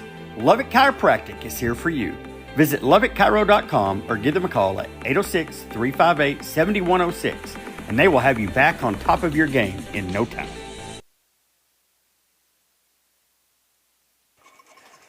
Right, 1:06 left to go in this Lubbock Chiropractic first half. They're down in 3. They come out stacked receivers. Quarterback keeper up the middle. Stacked up, and he's not going to get much. He's going to be short. He spun after the contact, and he's going to make it about 4th and half a yard because I think he's all the way down to the 20. Yeah, he's on the 20. That mark is at about the 19. Now they got to go fast. Yeah, they're out of timeouts, 46 seconds. And we shoot the gap. He didn't get it. Look at that. Jackson Fetch with a beautiful play. What's this on that Pro Creek replay? Fetch comes flying in, and I mean just takes him out. He read that the entire way, shot the A gap. Fetch had watched enough film to know they're going to run behind that fullback. And once he shot that gap, there, and the fullback picks up the first guy through, there's nobody there. So that puts the clock at 40.6 seconds. Falcons take over on downs. 1st and 10. Ball is at the 21. Bushland has 1 timeout left. He actually lost a yard on that, by the way. Twins on both sides. DJ drops back. He looks. He throws. Nobody home. Tanner, I don't know, didn't slant that enough, or DJ just didn't read, but 2 is definitely camped there. Yeah, and DJ, you can tell he's up, but he's holding his stomach. He must have gotten rocked on the play. Let's see if we don't just hand off here and get out of here. My guess is we're going to hand this to Fuentes. Yep, we do. And Fuentes says, not so fast. See if we take a timeout here. Yep, we do. And they're going to add 15 to this. Sorry, I was looking at the clock. I did not see what happened. Fuentes, he says, I'm all right. They piled on him. This should take it all the way to the 50.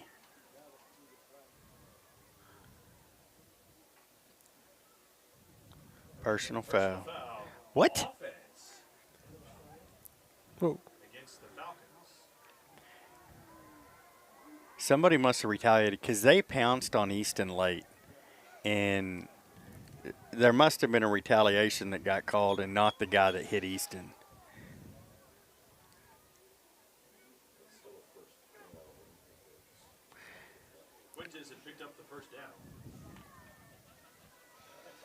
All right, so that's going to move it back.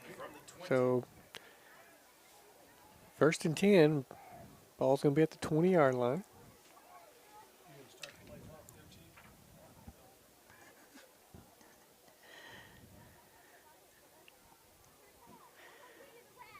Now he will.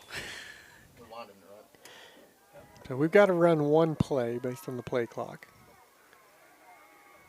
We're going to throw. Oh, and he's got Cade. The safety came over and made a great play.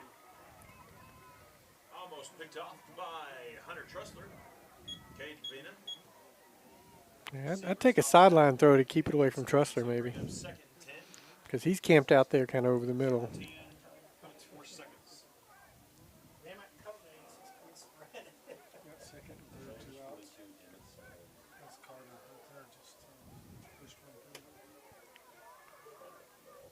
And we're going to run that out. So that's going to do it for this first half. Falcons stay on top 21-7.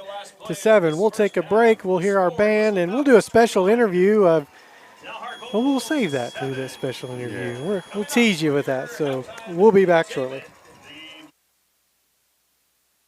Adobe Wall Stoneworks, Justin Howe here. Listen, I can't believe it, but this year we're going to celebrate our 20th anniversary. The Texas Panhandle has been such a support for our little business, and we're so thankful. Amy and I have been dreaming about this design center for years. We want you to come check it out on Hillside. Go check out our website, adobewallstoneworks.com. Just like you go make a dinner reservation, you can click and make a reservation for a private design consultation in our indoor showroom right here on Hillside.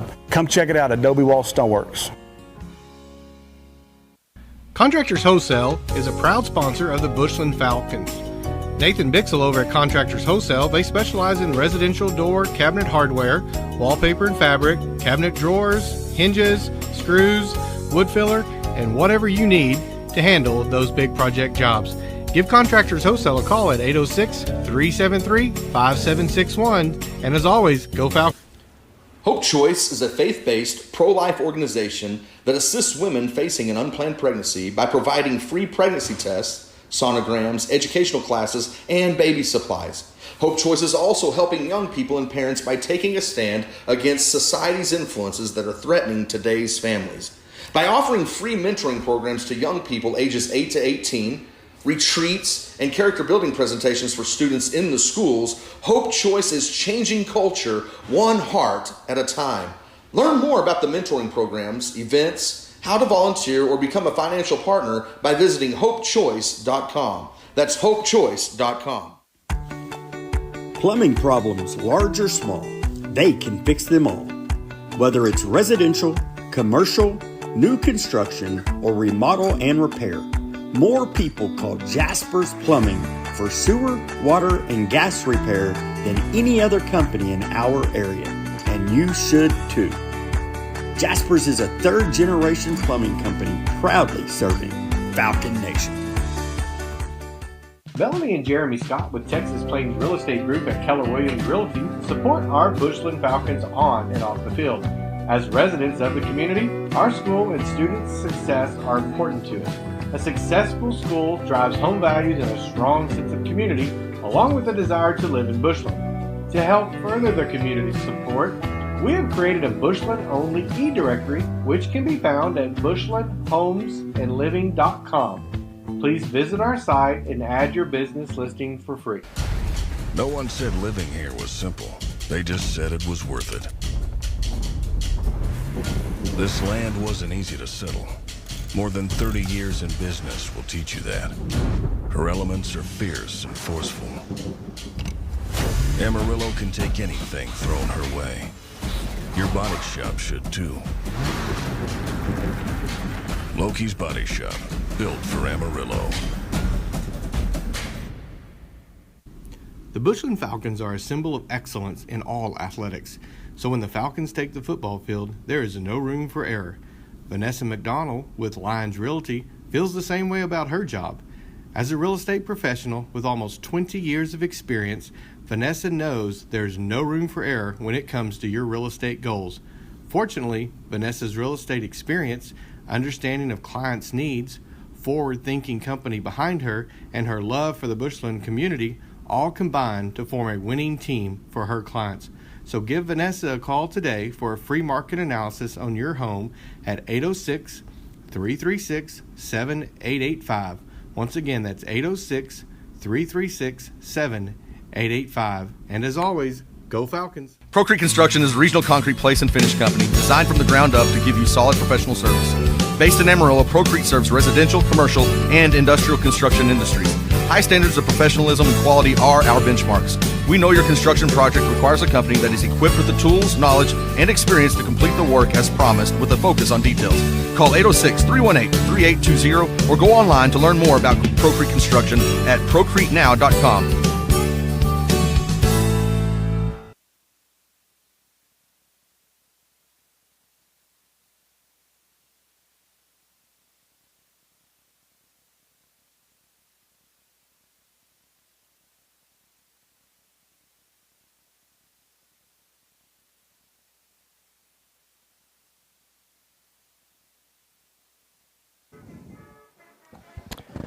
Well, I've got a special guest with me tonight. You hear him if you come to the games, or you hear him anyway, because a lot of times you definitely hear him over our mics quite a bit, definitely when we do special things like we did today with seniors.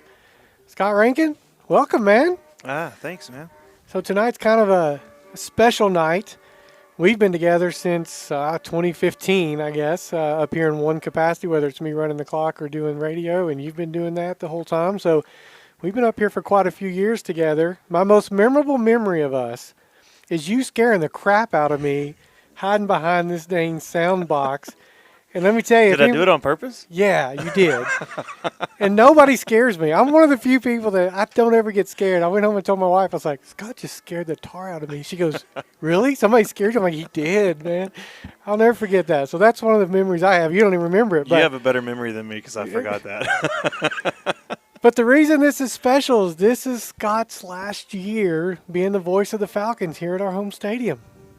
Yeah. How many years? 2014, so this is my 10th year. So Jimmy Thomas got hired as the coach. I think Coach Merrill was doing the games before him. Jeff Ponder had done it a little bit, and Coach Merrill had said he needed to do some things with his parents, help with his parents, and so Jimmy drove up my driveway and came over and said, "Need you to do the announcing," and I said, okay, because I remember back when I was youth minister in Sunray, they already had some gentlemen doing the varsity games, but they would let me do the JV games, and that's the last time I had done anything, and so I've always had a microphone in my hand or plugged into my mouth and always trying to ham it up for somebody. So daughters were in school. Erin was a 2014, so she was a junior, I think. And so it just gave me the opportunity to get involved. So I didn't have any sons, and so this kind of got me close to the guys, so to speak. Plus, having daughters in high school, I could keep an eye on the guys and get to know them a little bit. You could take you could see everything from up here. It's like that was my way of saying, yeah, no, I don't like him. So we've had a lot of memorable nights up here. One of the things that I really remember is the Canadian game when it rained. Yeah. When was that? 20? Oh gosh, I don't know. Was Boyette up here? Because he was the one that handed me his phone with all. Yeah, Mark was up here. Mark was up here. He's sitting next to us. Mark's over here. You just can't see him. You can lean over and say hi. We were DJing, and they were dancing. The kids were dancing on the. People were calling in requests. People were calling in requests up here, and we just had a really good time that evening for sure. But what's your most memorable, or some of your biggest memories up here? Oh gosh, I don't know. I just they all just kind of blend together. I think as far as like plays, I remember Taylor Cornelius, running up and down the sidelines and bulldozing people and so forth. But just some special moments. How about your Jaden Lindsay call? Oh, that was fun. But so it was just, it's always been a blessing. I mean, this was kind of what got me plugged into the schools besides the daughters, and so a few years back, I was in funeral service and management and just felt like I needed to be closer back to home. I was working out of town and thought I was doing the right things, and God had a way of saying no, get back. And so He does that. I got into I got back into the education side of it and came home, and so I've been involved, of course, teaching and coaching up here now, and just busy in multiple things. But I have a grandson that cutest thing Papa G, ever, by the way. and he was up here a while ago, and he was up here and just you're gonna have to take it. So. Oh, sorry, Mark's going to take over a little bit earlier. Do the Pride of the Panhandle Marching Band. You start it and I'll finish it. Just read the script right there. Real easy. Yep. And then go read here and go to there. He's got to learn because he's the guy. So Mark, we haven't said that yet, but Mark Boyette will be taking over full time, and so he's getting some quick duties real quick. Yeah, so. That's how it happens. You just get thrown in real quick. Yeah, it does. That's how it happens. So, well, Scott, it's been great you're one of the first people I met when Yeah. we moved here, obviously. Which and, we didn't know we knew each other, No. sort of, Yeah. through Byron. So don't talk to Byron. If he hears this broadcast, he'll say, "Oh, y'all brought up my name." He's So, watching Pampa get beat I right now. know, Oh, I'm yeah. sorry. I didn't say that. Byron Williamson, who's the pastor over at First Baptist Pampa, is a mutual friend of ours, and we found that out when we came here. I've known Byron for, I guess, since 2000, probably 99, I think is when I first met him. So quite a while. But, yeah, so definitely, Scott, you're going to be missed, man, up here. It's just kind of a staple. Yeah, I know. It's one of those things where I saw Boyette. They came back from Florida, and he was at a basketball game last year. And he said, and I kept telling Brandy, I'm not doing it this year. I'm not doing it this year. And then it'd roll around and I would do it. And so he was at a basketball game, and I said, you want to announce? And he goes, what? I said, football. I'm done. I'm not doing it next year. I'm gonna not do that. And so about 2 weeks before the season started, he called me. He goes, were you serious? And I said, well, I was then, but I never really talked to anybody. So let me talk to some folks. And so. So I talked to Coach Reynolds, and his words were, I just want to make sure somebody's doing it. And so I was like, okay, I can get somebody obnoxious to fill in the boots, shoes. So I asked him, and I said, let's tag team it this year, and then I'll step away next year. And I made that announcement at the beginning of the season on my Facebook page, and I've had several people come up and say, are y'all leaving? And so just to dispel those rumors, we're not going anywhere. So Miss Rankin's still going to be the principal at the elementary, and I'm still going to be Papa G or Coach Rankin in the halls. But, Corbin, that surprise has been nothing but a true blessing. And for someone that never had a son, my dad passed quickly with a heart attack, unexpectedly.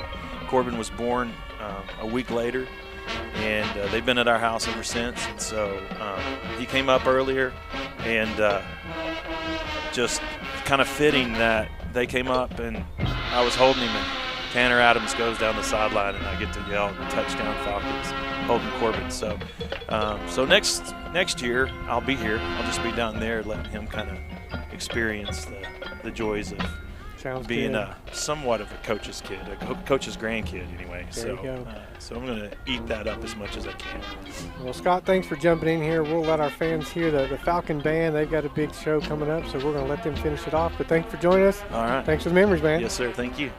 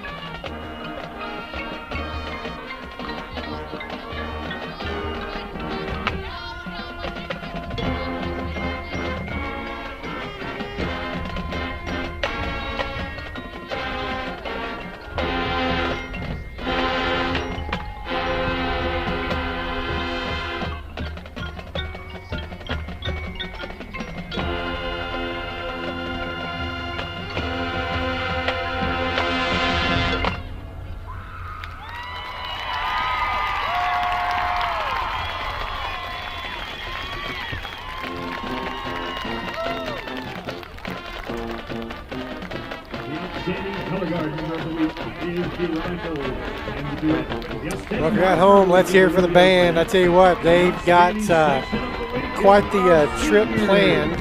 They are leaving here. As soon as they're done, they are going straight up, packing, loading the buses, and headed out.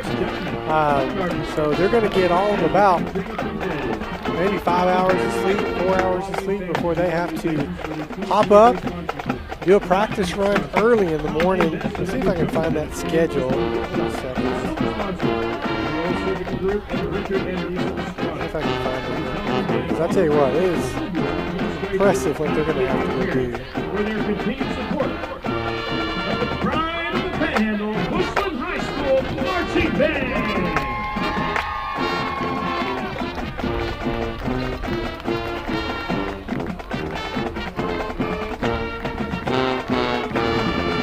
I can't remember where I saw that posted. But anyway, they've got quite the schedule ahead of them. So prayers for the band and the drivers.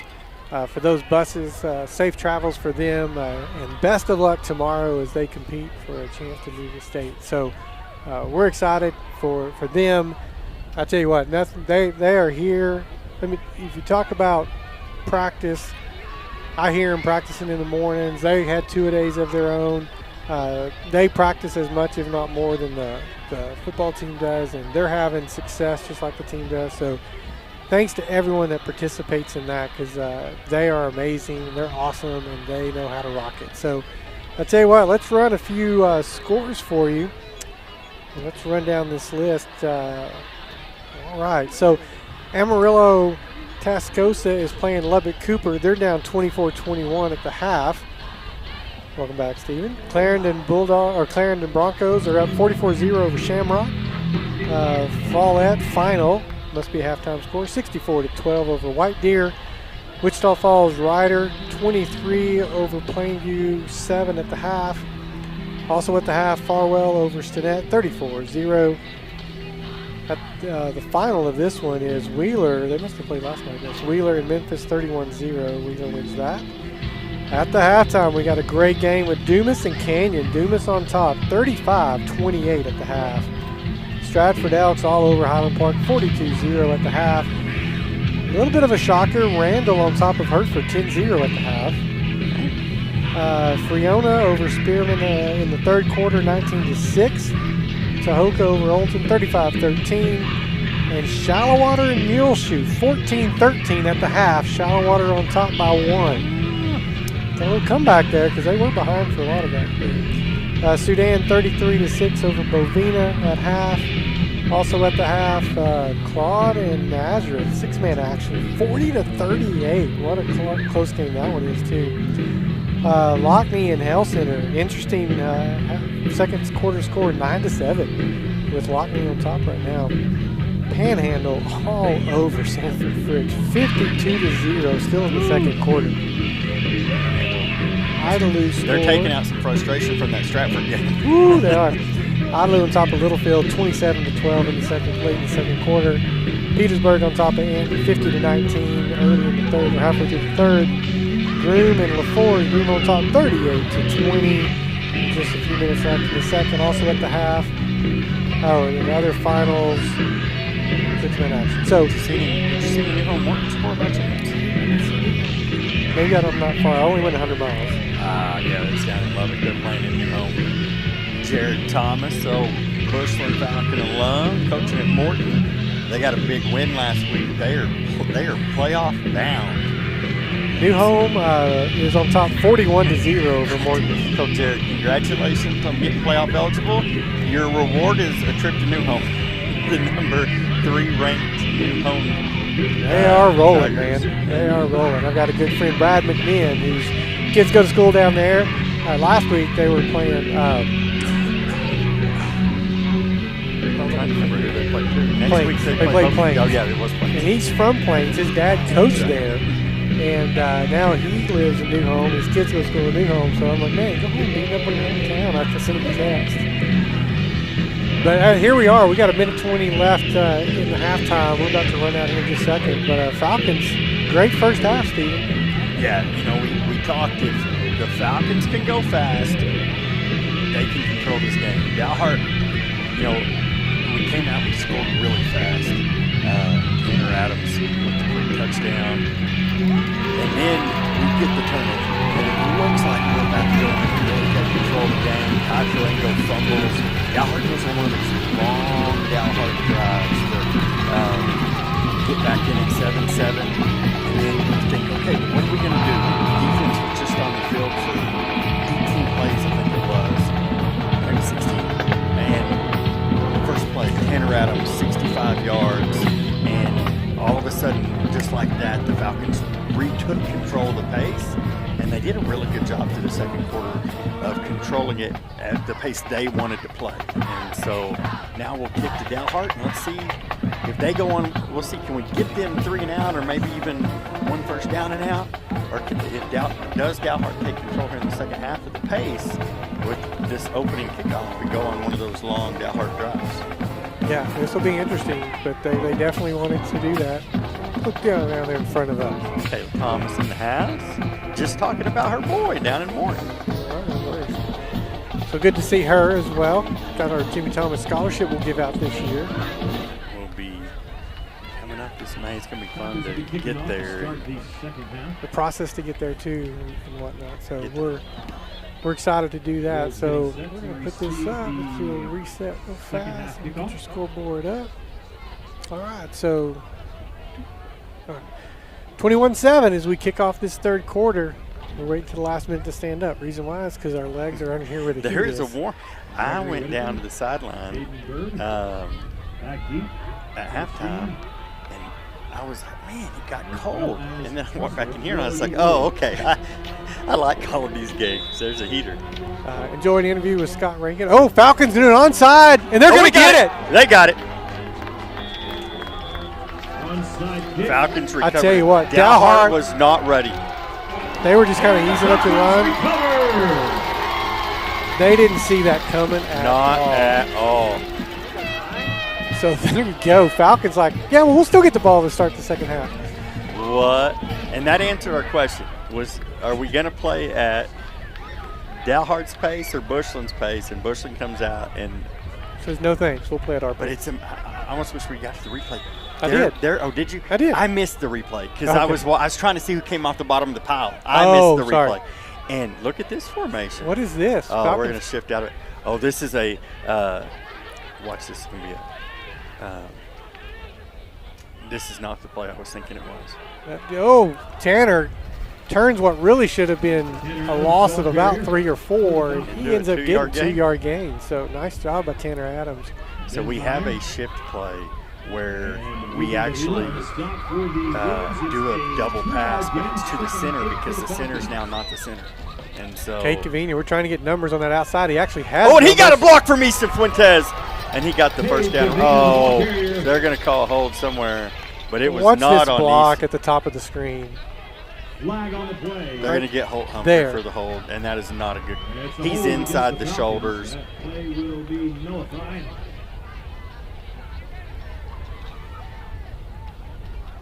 So Ty Askins is in at left guard for Jake White. 2nd and 7. Roughly 17 and a half. It's going to be a long 17. That's a good way to put it. Jake's got his helmet on down here. He's standing with Ty Purcell. Trips on that side top. Nice little swing pass out of the backfield to Fuentes. Fuentes look makes at up Easton, a little bit of that, and he's going to run over one. He keeps his feet somehow. No, they called him out. I thought he was out, but he kept going. He's going to be just 2 yards short of the first down, so that's going to be a 16-yard gain. I'll tell you, Easton on offense is gaining confidence. And you let that locomotive get running downhill. What a snag by Dawson Jaco there. First down. That snap's high, but Jaco just he just one-hands this like nothing. Whoop. So the Jasper Plumbing first down at the 39-yard line. First down.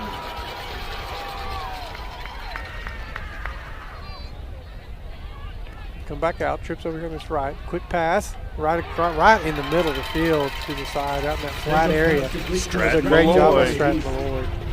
Tackled at the 25 by the Wolves. It's a Falcons. Falcons definitely in NASCAR mode right now. Oh, they're going to split Easton out. Yep, Easton's out here on this right side, stacked. And he's running a wheel. Right Down over to the middle. Oh, Tanner shakes one. Can he get to the end zone? Touchdown, Tanner Adams!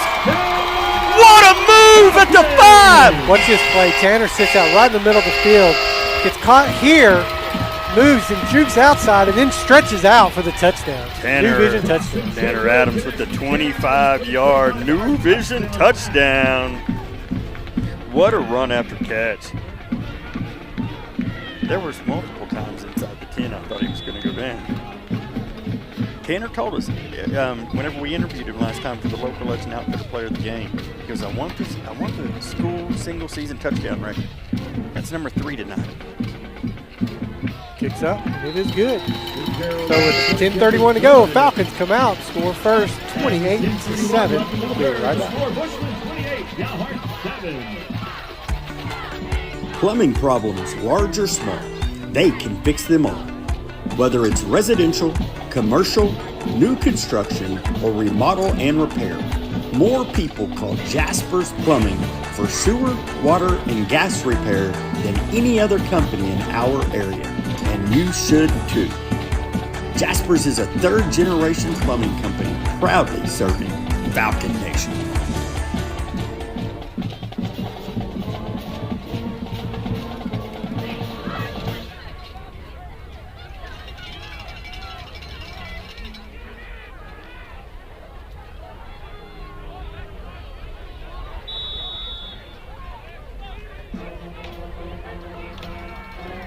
So Falcons come out here after recovering the onside kick, getting the touchdown this time. Ty Pringle kick it deep. It's going to hit at the 5, and it's going to bounce straight up in the air. So Dalhart has to field it. They're going to be down at the 12. Watch this kick again. Just see what it does. It literally checks straight up in the air. Look at that. He's like, oh, I have to take it. And they will be pinned at the 12. Nice job. Well, so far, nice special teams in the second half. We're living right in the second half. Yes, we are. Cameron Davis also assisting on the return. It's going to be 1st and 10 for the Wolves. They are backed up inside their 20. 1st and 10 at the 13. I want to move that overlay over to the right. We're going to have to do it another day. Because it gets right in the line. Because the replay comes up right in that spot. Right over the top of it. Our Adobe Wall second half here. We're a minute 33 into the second half. Falcons already built their lead up to 28. That does not bode well for Dalhart's offense. Pin deep. Trips right. He's quick pass. Oh. This time they actually go to it with and they 2 got men numbers. on the side. We've been leaving one of those uncovered.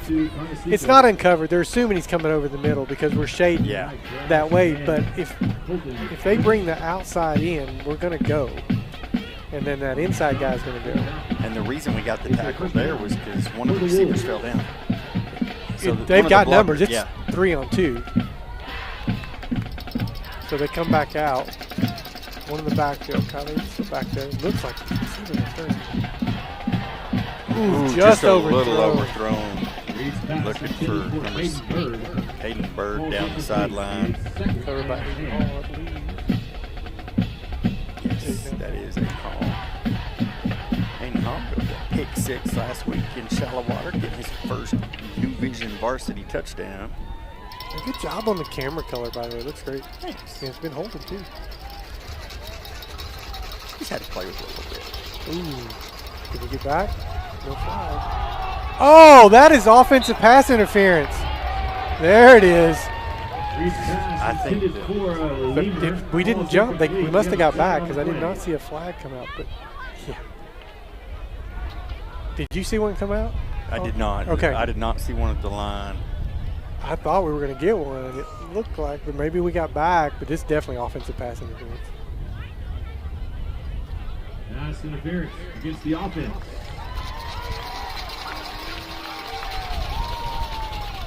We'll make that 2nd down and 25. Oof. That is not Dalhart does not have a 2nd down and 25. Well, I don't know if he drops dimes like he was earlier. That's true. That's true. They don't have many 2nd down in a country mile plays. That's right. It is 2nd down and a country mile.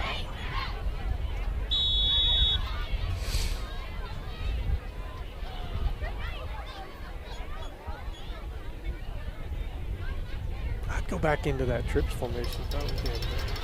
Twins out here to the left, the bottom of the screen, one at the top. Reed's going to keep it. He's going to get about 4. Reed on the keeper. Still going to be third down in the country mile.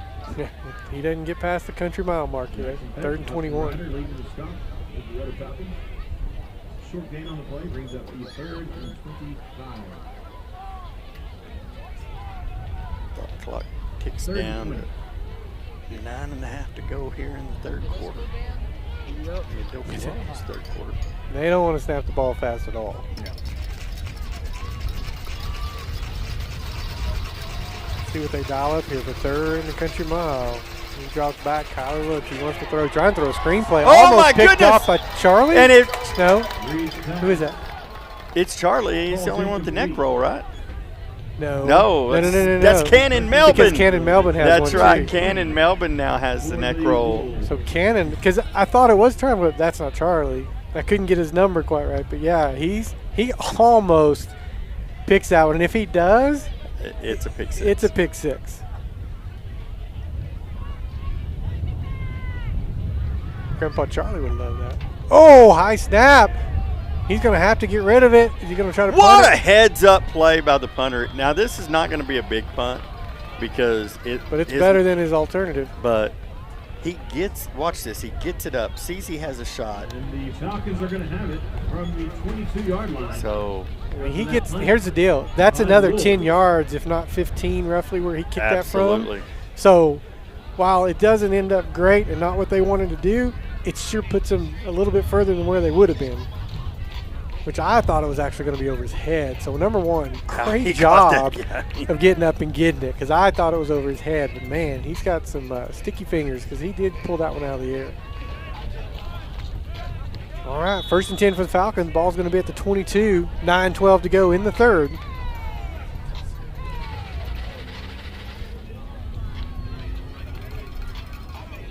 Oh, going to be a There's a reverse to Tanner Adams. He's patiently waiting for a block. Man, and Max just could not get that defender sealed. So that's going to be about a 2-yard gain. Oh, no, sorry, about a 4, maybe 5. I don't know where they finally marked it. If he could have got him kicked outside, Tanner turns it up for a 4th touchdown. Tanner was waiting. He's like, come on, give me a block. We'll call it the 4-yard gain. 2nd down and 6. Into the AA&A windshield red zone here. Oh, we don't get to call that much this year. Scoring all these 65-yard touchdowns. Twins on both sides. Colton Reynolds in the backfield. Fake it to Colton. Over the middle to Kay Cavina. What a Cavina catch. gets hit. Either they time that perfect or he's hit early. Here's the replay. I think it might have been a little early and he still caught the ball. So 1st down and goal. The Jasper Plumbing 1st and goal from the 5-yard line here in the AA&A windshield red zone. I think the gas is down. I do. Trips out here to the left. Colton in the backfield. They're going to hand it to gonna hand Colton. it to What a Colton. move by Colton following his blocks, and that's a new touchdown. Once this move, Colton Reynolds comes in and then right here sees the hole. Great job by Colton Reynolds. So with 8:01 to go, Falcons score for the 2nd time in this 3rd quarter, 34-7. Waiting for the extra point. Snaps back, pulls good, kick is up, and that's good. So once again, he is. 8:01 to go in 3rd quarter. Falcons at 35-7. We'll be right back. Hello, this is Danny Richburg, your Edward Jones financial advisor. We're all about financial investments, but we also value the investments of time, patience, and encouragement our young athletes receive from their coaches, teachers, and mentors. That's why Edward Jones and me, Danny Richburg, are a proud sponsor of the Bushland Falcons football and Bushland FM. Call me at 352-2980 or visit danny.richburg@edwardjones.com for all your investment needs. Edward Jones, member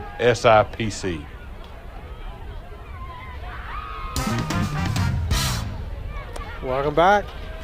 Falcons go down, score for the second time in this third quarter, starting to pull away 35-7 here in Bushland.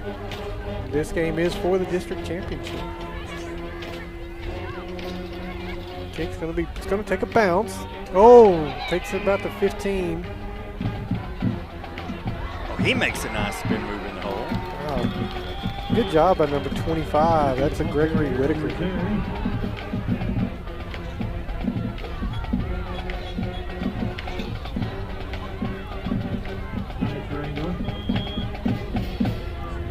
So let's see what the coaches have drawn up here for their offense. Flag on the play. Thanks to Adobe Stoneworks, sponsoring the second half. Figure out what the call is going to be. Sideline warning, Bushland. Was it sideline warning?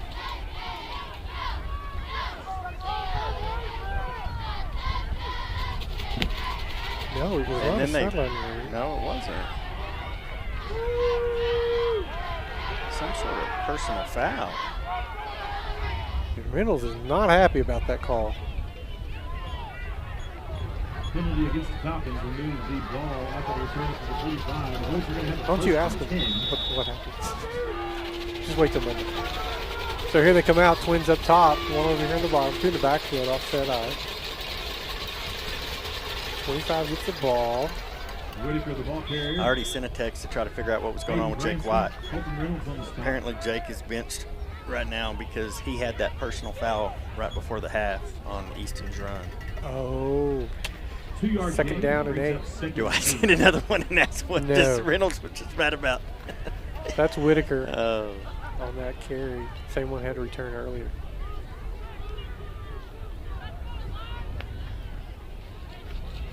Again, Dalhart just want to slow this down.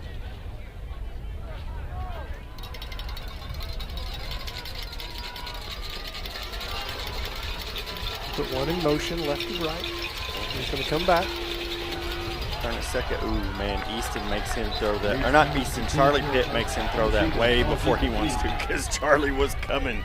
Yeah, that was intended for number 11, Colton Carnesca. Good coverage by A.J. Marquez, even had he gotten out there. I don't think he could have got it. I don't think he was trying to even hit the receiver. I think he was just getting Tyler and Charlie know each other, and he wanted nothing to do with Charlie hitting it there. Because as you said, it wasn't going anywhere even if it did. Got this tripped coverage out here too. Tyler drops back, he throws. Good throw. Great coverage. Does he catch that? No, it was broken up. Zach Zundel came back and watch him come back on this ball because it's there, and he gets his hand in there just enough to break that thing up. I mean, at this point, you can't punt your Dalhart. For two reasons. One, your last punt was 5 yards. The other reason is you're down by 4 touchdowns.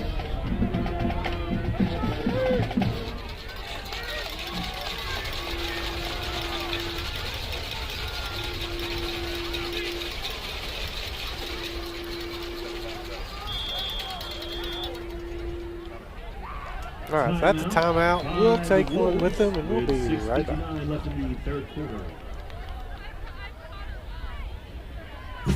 AA&A Windshield and Glass is a proud sponsor of the Bushland Falcons. We are your one-stop shop, and we'll get it done right. We are a family-owned and operated business for over 35 years, and we specialize in windshield replacement installation and rock chip repair. We offer scheduled appointments in our shop, or we'll come to you with our mobile service. Call us today at 806-353-9119 or fill out our contact form at aawindshieldglass.com to get started. See clearly with AA&A Windshield and Glass. No one said living here was simple. They just said it was worth it. This land wasn't easy to settle. More than 30 years in business will teach you that. Her elements are fierce and forceful.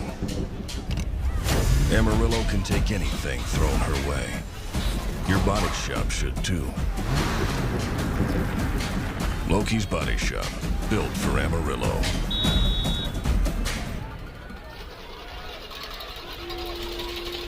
Dalhart comes back with their punt formation.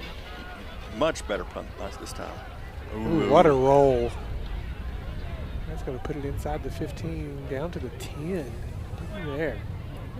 Little, 10 and a half. Dalhart's punt's going to be down by Victor Perez. So great punt by Dalhart. 6:48 to go in this third quarter. Falcons up 35-7 after 2 third quarter touchdowns. It's safe to say that Bushland did not believe they were punting. They stayed everybody up.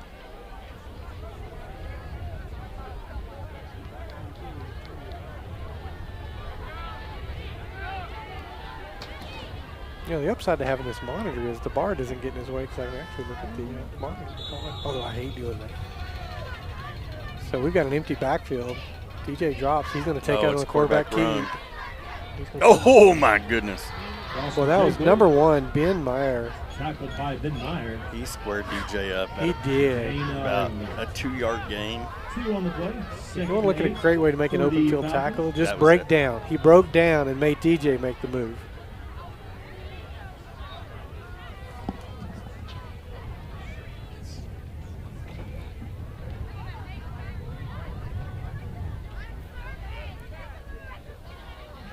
All right, Falcons come out. Twins up there at the top, one at the bottom. We're going to hand that off. Is that Colton again? Yep, it is. Yes, it is. Jasper Fleming first down up to the 25. Nice job by Colton Reynolds getting that ball upfield. Leading the way on the stops, Ben Meyer once again. It's a Falcon first down. You know, I was interviewing Scott. I told him one of my, I don't know if fondest memory would be the right word for it, but we were getting prepped up here, and Scott hid behind the box up here where we keep the sound equipment. He jumped out and scared the crap out of me. And I don't scare easily at all. Here comes DJ. He's going to fake that handoff. Quick pass out here to Kate Cavinian. He's popped out at about the 5-yard. Yeah, 30. Stretch pass run. That was the equivalent of a little pitch pass. Yep. But I'll tell you, I'm with you. Here in a minute, if Kate Cavinian will turn that thing up. If we'll pump that and just turn it. It's 9-bit hard down. It's not going to beat anybody up. Now he's going to be on his knees trying to get back because he's going to have already bit. Maybe I just knock next door and say, you guys need to fake that. There's a handoff to Colton. Up what the middle. A block. Colton is just shredding him off that. Kind of that. It's a counter off Morris. We're going to go fast. I can't show you. Ty Morris had an amazing kick-out block there. And that's a Jasper Plumbing first down at the 40. Nice run there by Colton. Just cut up right behind that block. Now Bushland's kind of slowing it down. Clock ticking, 5:10 to go in the third. DJ drops, he pumps that. Oh, there it is. Oh, but it's not. Stratton wasn't looking. And he was open. It wasn't quite the play we were talking about. No, it was a little bit of a wrinkle, but 9-bit. Stratton was wide open. Stratton was thinking that thing's going to be a fly, you know, a full down the field, and DJ's trying to hit him right when he's open. Just a little miscommunication. Tanner was wanting him to look up his way because he had number 7 beat.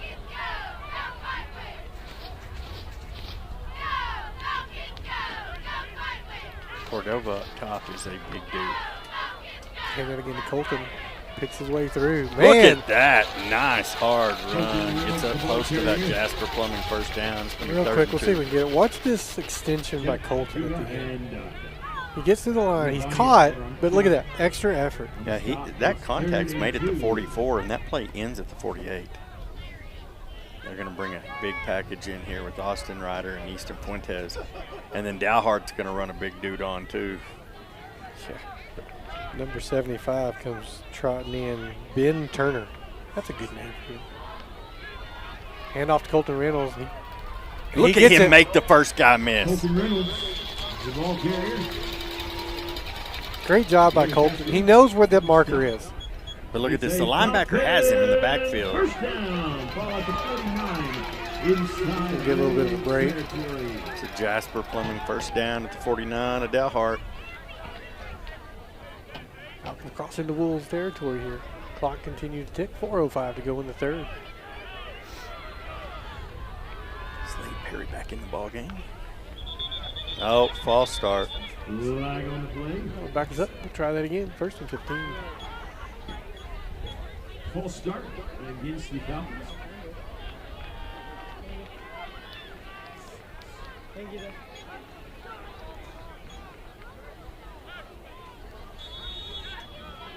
Shout out to Danny Richburg. Thank you for sponsoring the scoreboard. Appreciate that. And it's at 1st and 15. Faithful sponsor for a long time. From the beginning. That's that Richburg name. It's a legacy name here in Falcon football. It is. A little stop and go. Tanner does a good job turning back outside. Oh, okay. 14 yards. Well, yeah, where he was waving his arm, though, when he first started, the ref did, I'm like, that's about 4 yards short. But he walked on it. So that's going to bring up 2nd down and 1. Ball at the 40, back inside the next territory.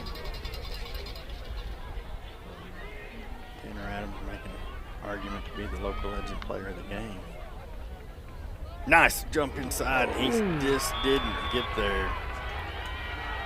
The play, it looked like Slade was going to be able to slide. He did a little slide step up the field. And that big old arm came in and said 75 hit him and he went backwards.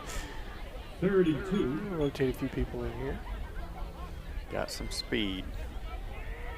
Got Zendo coming in along with Mr. Stratton Malloy.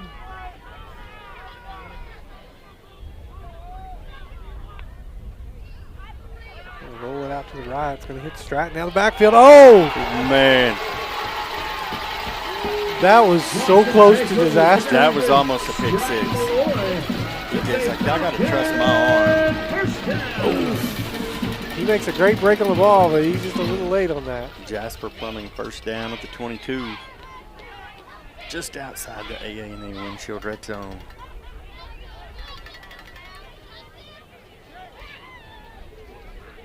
Now they bring a smaller, faster corner in out over there to try to man up with Adams.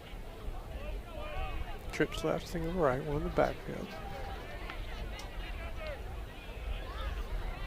Oh, what a throw. What a catch. Zach Zundel with the 22-yard New Vision touchdown catch.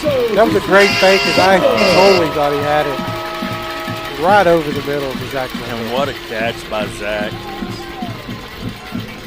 DJ just throwing him right into the end zone.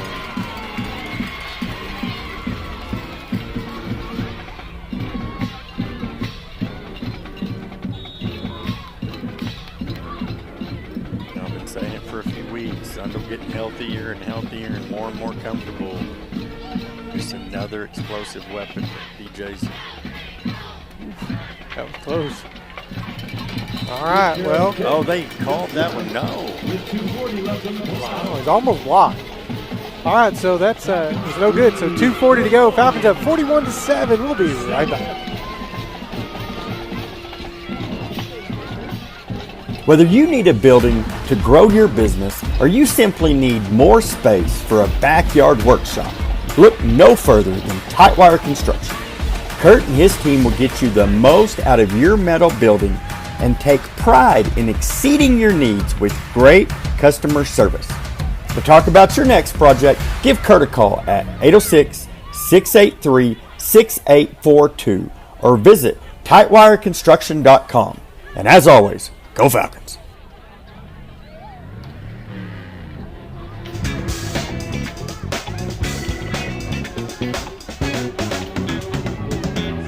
Welcome back. 2:40 to go in the third quarter. Falcons on top 41-7. 3 third quarter touchdowns. Yeah, we said if Bushland could come out and play at their pace, they'd control it, and they had it. High kick. A short kick, and he fielded it about the 13, but he's not going to field it well. And he's going to go backwards. Down at the 14. He just mishandles that. You see it bounces around on the carpet for a little bit. And by that time, all of our defenders are down. He'd have been better off just kind of falling down on the ball about the 17. He is tackled by a flock of Falcons.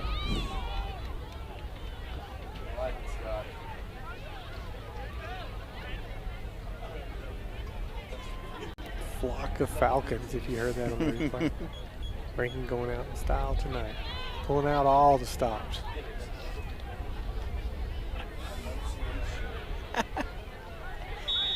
Oh, man. Well, Dalhart going to go to their power formation. Well, they are, aren't they? Did this last night in the JV game, and they're just going to run it with the quarterback. They're trying to get enough helmets in there. Not bad. It's a 6-yard gain on first down. Yep. Uh-oh, we got one down. And that's Fetch. Come on, Fetch, get up, buddy. And he's like, oh, no, you got to come off because they stopped play. I'm fine. He's not going to be happy about having to come off. Yeah, you know, Scott was telling us this is his 10th season up here. This is my 9th in the press box. I just did clock for 2 years. So Tommy Taylor in at middle linebacker now. Tommy's been hitting for people the last few weeks. He has been.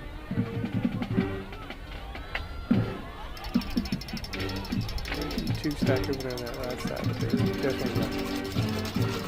So, he pumps that. And nowhere to go. He just has to throw it over. Smart play. One of his buddies on the sideline. Brings up a 3rd and 4 for the Wolves. All at the 21-yard line. 2 minutes left. Fetch will get back in. You weren't keeping him off. Kind of shocked. Up 41-7. If that's, he's banged up that shoulder. Good news is we get a bye next week, so a lot of that soreness will. Yeah, 2 weeks to. We talked about that. You know, the bye, a lot of people are like, no, I don't like it. I'm like, I don't know. I kind of like the bye at the end. I mean, that means you got to play a lot of games to get there, but it's right before you get to the playoffs. Get healthy for the playoffs. Like with Ty Purcell going down, missing probably 3 weeks, the bye comes at a perfect time. It's a false start. He's going to back him. Oh, is it delay game? Oh, I guess the back judge did throw that. 5-yard penalty. The way the line judge ran in, I figured he called it. It was the back judge. So 3rd and 9, 1:59 to go. When you said they're using all the clock, they were using all the clock. Too much.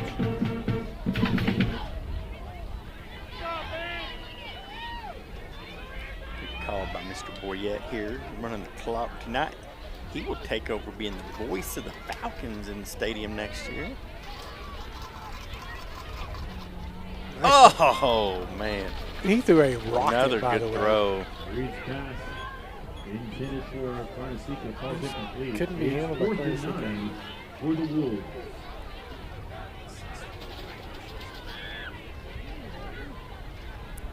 So that puts him in punt formation.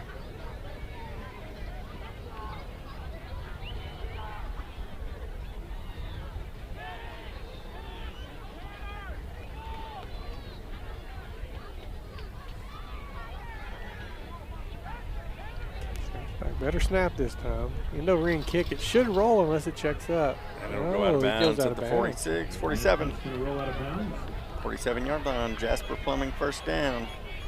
It's going to be marked out at the 47-yard line. See if we keep the first team on, or have it 1st and 10 from we start seeing mass subs.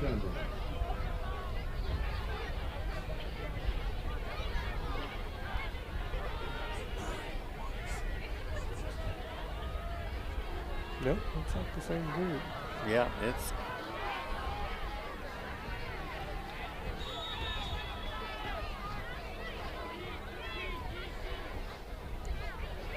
Shout out to our junior high band for stepping in after halftime. They're playing. Oh, go Slade! Oh, they're going to bring this back on a bogus hold that's 15 yards behind the play and didn't even matter. Lag on the play.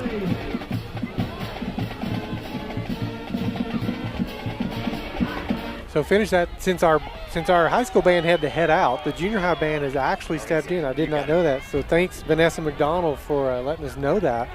So I didn't notice we were hearing the band, and I just didn't realize they had stepped in. So they have stepped in for the second half. So shout out to all of those students for coming in tonight and playing. What a great thing for them to be able to do is play at a high school game on a Friday night.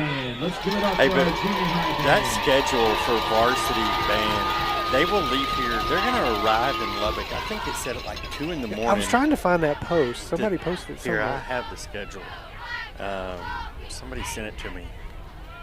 And then they will be back awake at 6:15 Yeah, they only get like drive to Midland. 3 or 4 hours. 3.5 hours is what I think the itinerary showed. I thought it was on the community page. I was wrong. Oh, left man. side. Oh, Tanner Adams. Complete to Tanner Adams. See this Procrete replay. Quick pass out here. Tackle And boy, made once by again, Ace they have Spears. just, they're It's just getting that second pass. and 11 for the Falcons. Jake trusting his arm tonight, isn't he? He is.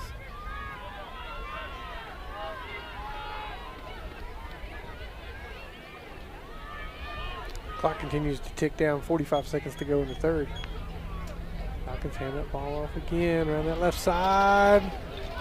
Slade carry the ball carrier. Slade gets close to a first, but he's going to be about a yard short. We're going to call that Slade's going to third get down out and to one. down to the 30. Falcons back up to the line. High snap. He hands it off to him again. Right up the middle he goes, and he gets a little bit of hold. He's going to get that up to the 25. It is a Falcons first down. He's got a player down. He's not going to stay down long. I was chuckling at the interaction. So number 2 of Jet Puga and Jake White's back in the game. Jake pancakes him, but his momentum takes him all the way over, and 2 ends up laying on top of him. And Jake just laid there. All right, so yeah, we won't run another play here in the third quarter. So let me give you the band schedule here real fast. So they are loading up and departing. They're going to start at the Loves in Lubbock at 11. They will arrive at the Sleep Inn in Midland at 1:30. Lights out 2:30 a.m. 5:40 a.m. they will meet in the hotel lobby in full uniform, ready to go. That means you got to get up, get showered, get dressed. And they depart the hotel at 5:55 in the morning. You talk about that, it would have been really here's the thing, this is their state qualifying competition. If they go out and perform tomorrow, that performance determines whether or not they go to the state band competition. And yet here they were performing till halftime tonight. So shout out to the pride of the Panhandle, Bushland Falcon Marching Band. Absolutely. Absolutely. All right, we're starting the fourth quarter now. Falcons on top, 41-7. Driving the ball, 1st and 10. Ball will be on the 25 when they come back out after this break. Just like Perry's look good on this drive. He has. We're starting to open up some holes in there in the middle of the field, too. You know, it's interesting. We're running up the gut. Yeah. Against a pretty big line, but I think they're pretty tired. Jace Fisk is handling the snap in the 9.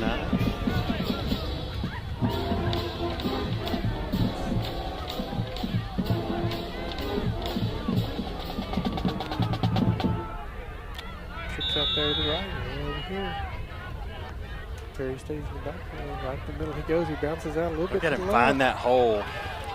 Great patient running. It's going to be almost a 9-yard gain on the Jasper Plumbing first down. Hugo getting credit for the stop there. Yeah, just keep feeding me. We're into the AA&A windshield red zone. 8-yard gain. Down to the 17-yard line. Mark just broke the scoreboard. I heard it beeping.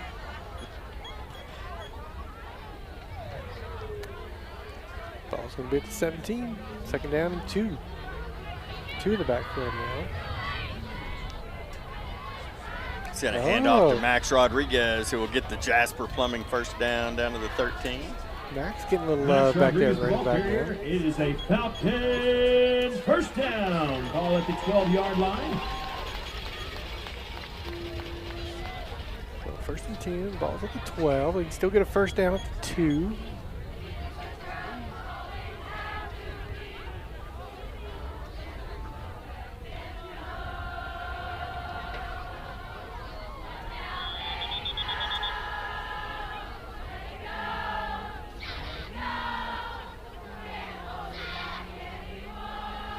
Got some Frozen being sang by the student section down here. What do they want?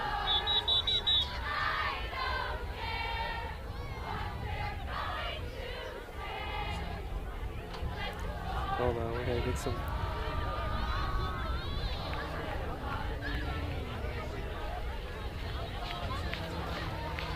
Student section having a good time down here with the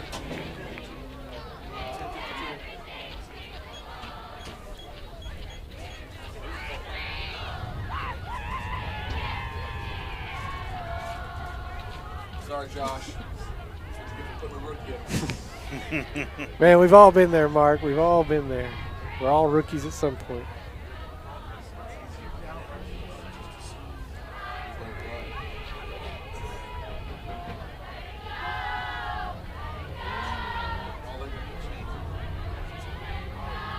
Okay, we're trying to fix some change. Here, while we do that, we'll take a quick break. Yeah, we'll be right back.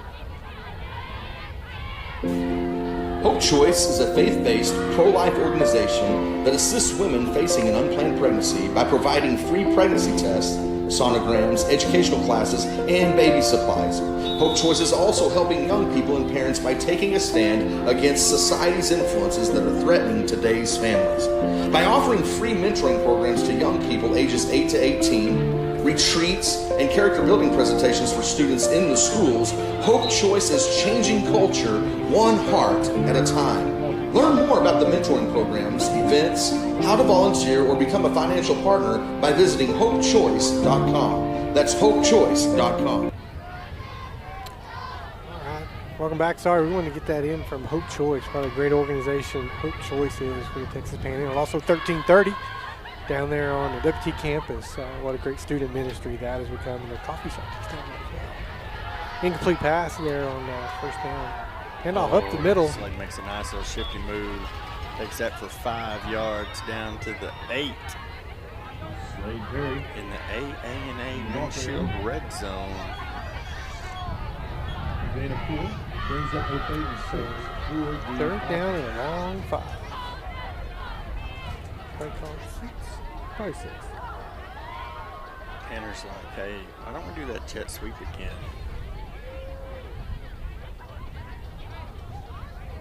Oh, maybe we're going to go to the screen to him.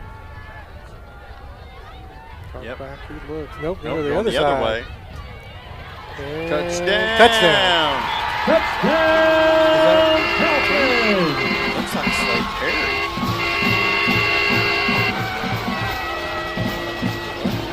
Slade Perry. Is it? Or is it? Oh, Kate Gavinia. I thought it was Kate.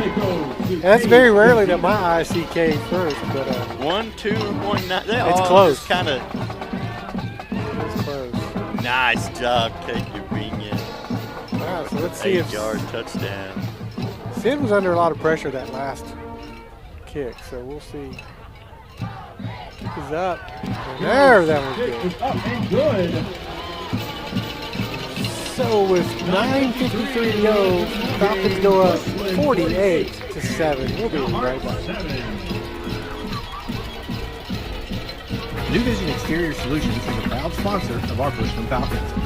At New Vision Exterior Solutions, they take pride in and are committed to their work.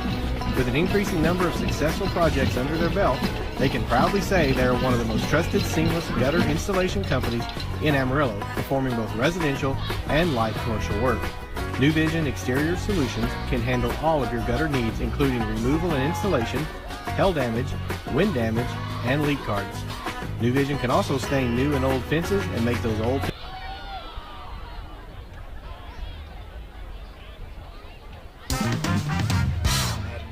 Welcome back. Falcons up 48-7 here in the fourth quarter, 9:53 to go in this contest. I sure like our little Danny Richburg scoreboard down here at the bottom of the screen. It's nice, and we get to keep it up all the time too, I know. because we it do our fits picture-in-picture. perfect the way the picture-in-picture works. Here in the Adobe Wall Stonework fourth quarter. Score operator. High kick. And you got a hold of that one, taking about the 8. He's going to bring it up. He makes a spin, keeps his feet. Well, he's a load to bring down. He gets it up to about the 29. Whitaker We don't get to 30, but man, Whitaker's a big boy. He knocked. Ty Tarango came up and tried to hit him, and he just leveled Ty. And Ty likes to hit. Like, Ty doesn't. He didn't bounce off too many people.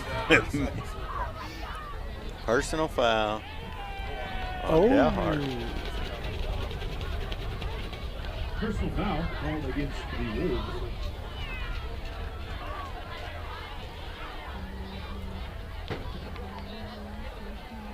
That's going to hurt that field position a little bit. Yeah, it is. Kind of feeling like we're back in Muleshoe with the box swaying back and forth here. At least we don't have Starlink up losing connection right now. This is true. But man, grateful for Starlink being able to keep us connected. We don't have internet. We're like a commercial for them. He can read. He's going to keep that one. He's going to come off his left side. He's going to get a short game in the back. Elliot Hemphill makes that play because he sheds the block and gets down to Kyler's feet right there because they had numbers. They did have numbers. And somehow Elliot just kind of drops down, gets underneath the block, and makes the tackle.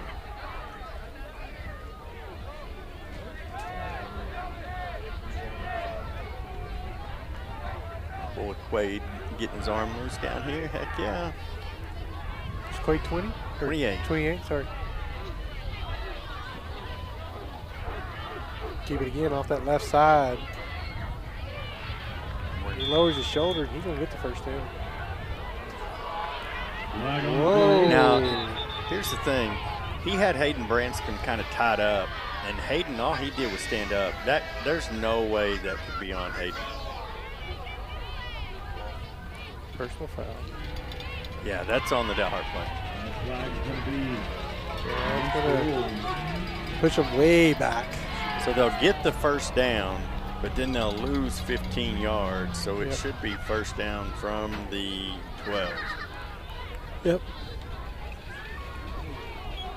There you go. Okay. So they do get the first down, but they move backwards.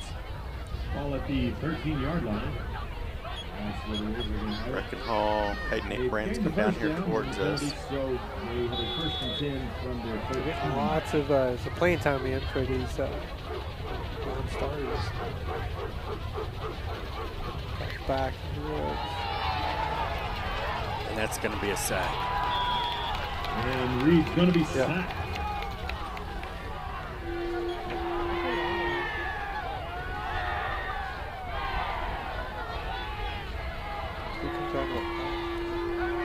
That might have been. Is that 78? Is that Jackson Waller, maybe? That's 34. Yeah, Cameron Davis was in on it too. I didn't see who got the initial call at the top. I think Jackson Waller may have been in on the play. Jackson's a freshman.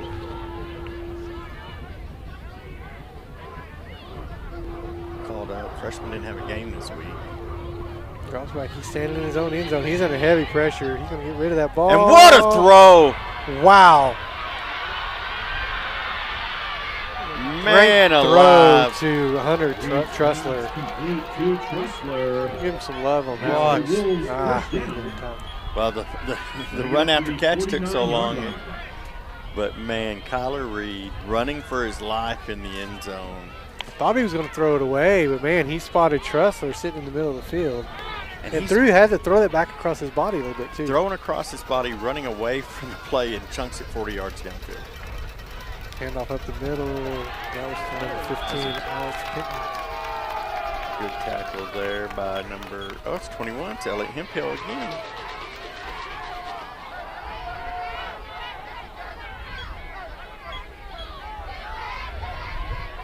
Momentary for the Wolves. 3-yard gain, 7:10 to go in the fourth quarter here in Bushland. Falcons well in command of this game, 48-7. Drops back. There's a little pump there. He's going to take off and keep look that. At Kyler run. He's got some wheels on him.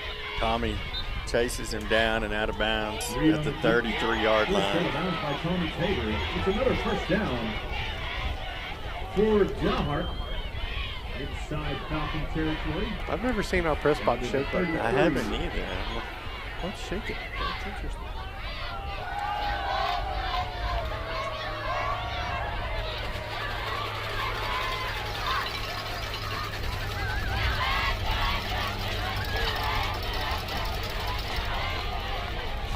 You having an earthquake? It's a feeling I hadn't felt here before. Yeah, press box is moving. That's why we're looking at each other like, that's interesting. Handoff. Oh, he does a good job bouncing that outside, but great pursuit. Who is that coming up? 45, Ty Tarango. Ty Tarango. I tell you what, Ty does a really good job of forcing him to kind of scoot outside. It's going to bring up a. Otherwise, he's got the corner if he can get out there. So. Yeah, he stretched it out until he could get some help there.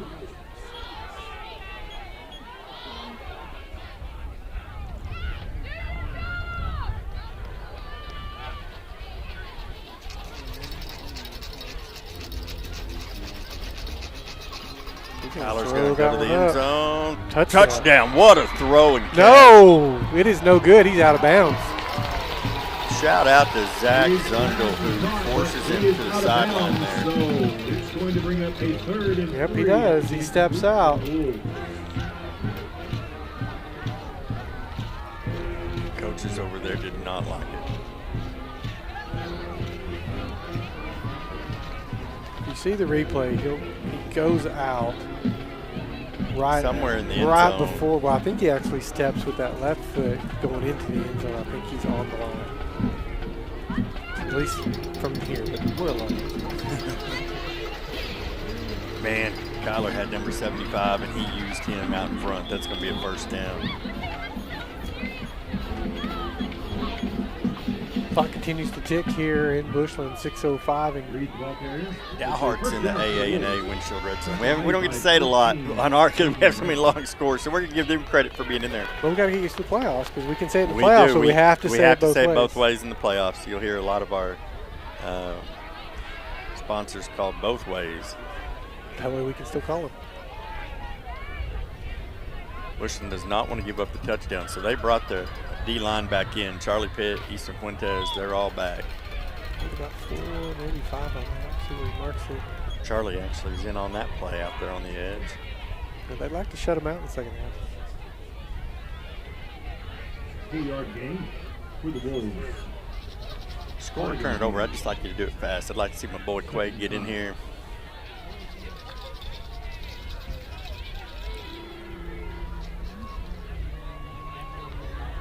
Quick pass out there to the left, and that didn't get much, maybe a yard. He will take over the reins next year from Dawson Jacobs as DJ graduates. It's 3rd and 5. I'm sure Ty Purcell will be in that competition, but I can get a shower in this update, but I'm sure it's not the second half. Sports Network and see if they have it going. All right, Twins out there at the top. One down at the bottom of the screen. He drops back. He wants to throw a slant over the middle, and he's got a guy. That is first number and 16. First and goal. Reed's pass complete to Caden Bird. Caden Bird makes that catch. It's a first down, 1st and goal for the Wolves. Sideline warning against the Falcons. Our defensive coaches, we're just trying to coach them up a little bit. Got a little too far out on the field. 27-19 shallow water. Right. Looks like there's 2 minutes to go. 4th down and 3. Fourth quarter? Yeah. Get off the calorie, keeps it. And boy, look at that, man. What's the effort by Reed? Watch this replay. Just what an incredible effort. Because he's down, but he keeps his legs up, keeps driving. It is a 48-7 game, and he hadn't given up on anything. Second down and goal, ball's at the 2. Looks like Shallow Water's trying to draw them off sides. They're probably going to end up punting. Muleshoe will get the ball down with 2 minutes to go.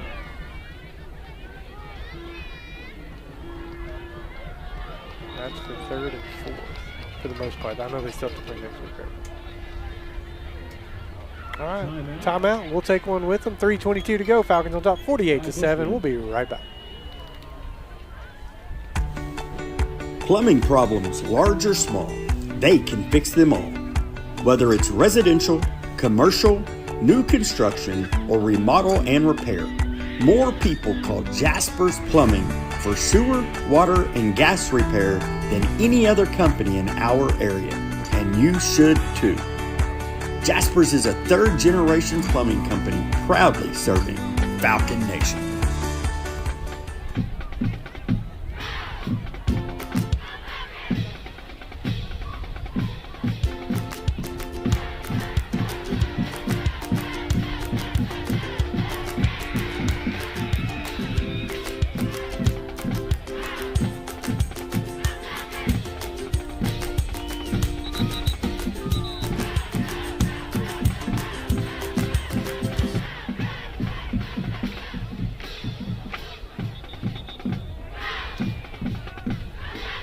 In need of an adjustment after a night of cheering on the Falcons? Lubbock Chiropractic is here for you. Visit LubbockChiro.com or give them a call at 806-358-7106, and they will have you back on top of your game in no time. All right, welcome back. Here we go. Second down and goal from the 2. Jumbo set in. He's going to throw out of that over there. He's got a man. What a nice throw. Yeah, the safety just loses him as they brought him in motion. Ty Tarango picks him up late. Connects with Hernandez. So 48-13. First points of the second half. Did you catch it? So we're watching a little bit of the shallow water game. Under 2 minutes to go. Muleshoe just took over.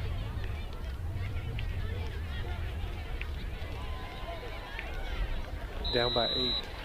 Extra points good. So with 3:18 to go in this ball game, Falcons still lead 48-14. Melanie and Jeremy Scott with Texas Plains Real Estate Group at Keller Williams Realty support our Bushland Falcons on and off the field. As residents of the community, our school and students' success are important to us. A successful school drives home values and a strong sense of community, along with a desire to live in Bushland. To help further the community support, we have created a Bushland-only e-directory, which can be found at bushlandhomesandliving.com. Please visit our site and add your business listing for free. Procrete Construction is a regional concrete place and finish company designed from the ground up to give you solid professional service. Based in Amarillo, Procrete serves residential, commercial, and industrial construction industries. High standards of professionalism and quality are our benchmarks. We know your construction project requires a company that is equipped with the tools, knowledge, and experience to complete the work as promised with a focus on details. Call 806-318-3820 or go online to learn more about Procrete Construction at procretenow.com.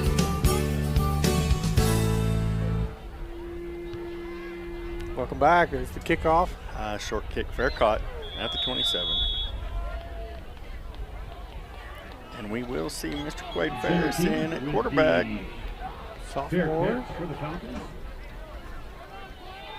Quade's had a good season down on JV. They're going to have it 1st and 10 from their own 27. Quade Ferris checking in the game at quarterback for the Falcons. He played quarterback for you? He actually, he did throw the ball some for us. Colton Strickland played quarterback coming up, and then he took over in junior high. He is a heck of an athlete, so we used him out on the edges. Got AJ back there with him?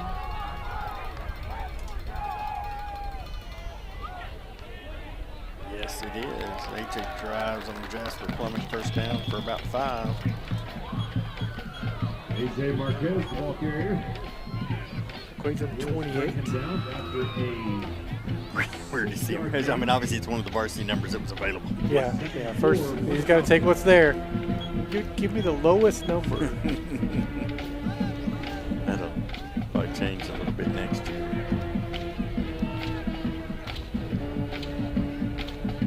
Parker wears number 12. He's hoping to carry on the legacy of 12s. He's going from Baylor King to K Convenience. Another senior to shift over to it. And that ball right up the middle. That's going to be a first down. First down up to the 40-yard line. And the AJ push keeps that coming in mile behind. moving. AJ Marquez gets it up to the 40-yard line. 2:27 to go. Let the sophomore throw it a little bit. Show off that arm. And huddle up.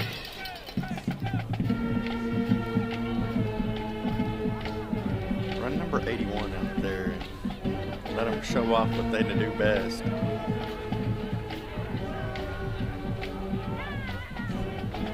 Tonight is Mr. Jenner King. He's got 2 running backs on the other side of him. He's going to get to keep it around his right side. Hey, he'll make some. He's got a first down. They're going to call holding back here. Yep. I don't think that was meant for him. No, but he went and got 12 yards. He did.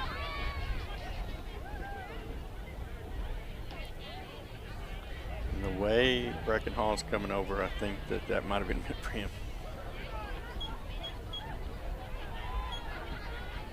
Brecken, if I called again, I'll take it. He can throw it. That's what he really wants to do. Oh, no doubt.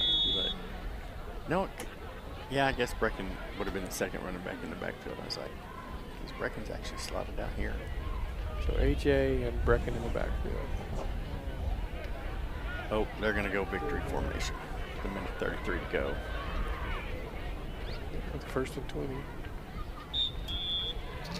He's got to stand up longer. Well, the good news is, unless they start using one of their 2 timeouts, it really should get all the way down. We'll say 48-14 here in Bushland tonight. Falcons are going to take this district championship back. Bring it home where it belongs, as we like to say. So shout out to Dalhart Wolves. Great game tonight. First half, boy, they really battled hard. And even there in the last touchdown, boy, they weren't giving up. They were not at all. Playing it. So good luck to them representing our district. Probably be that they'll be the number 2 unless something just weird happens. But they should be the number 2 seed. And then right now, Shallowater is looking like they're going to be the. Well, here's the thing. If we don't know yet. Muleshoe beats Dalhart next week, Shallowater would actually end up being the 2 seed. Yeah, that's true. Otherwise, they're sitting. No, because that's not true. Because Dalhart would hold the tiebreaker over Shallowater, and Shallowater would have 2 losses. Dalhart. So they'll be 3. So did they win? Did Shallowater go into win? Actually, because if Muleshoe beats them and they lost, they had 2 losses. We'll go to the tiebreaker. No, here's what's weird about UIL football. Every district's tiebreaker is different. That is correct. And we haven't been in a tiebreaker situation in a few years for me to have to remember. Back in the days, it was penetration. Other times, it was total points. I think it's total points. At least it used to be. When Thomas was here, I know that's what it was.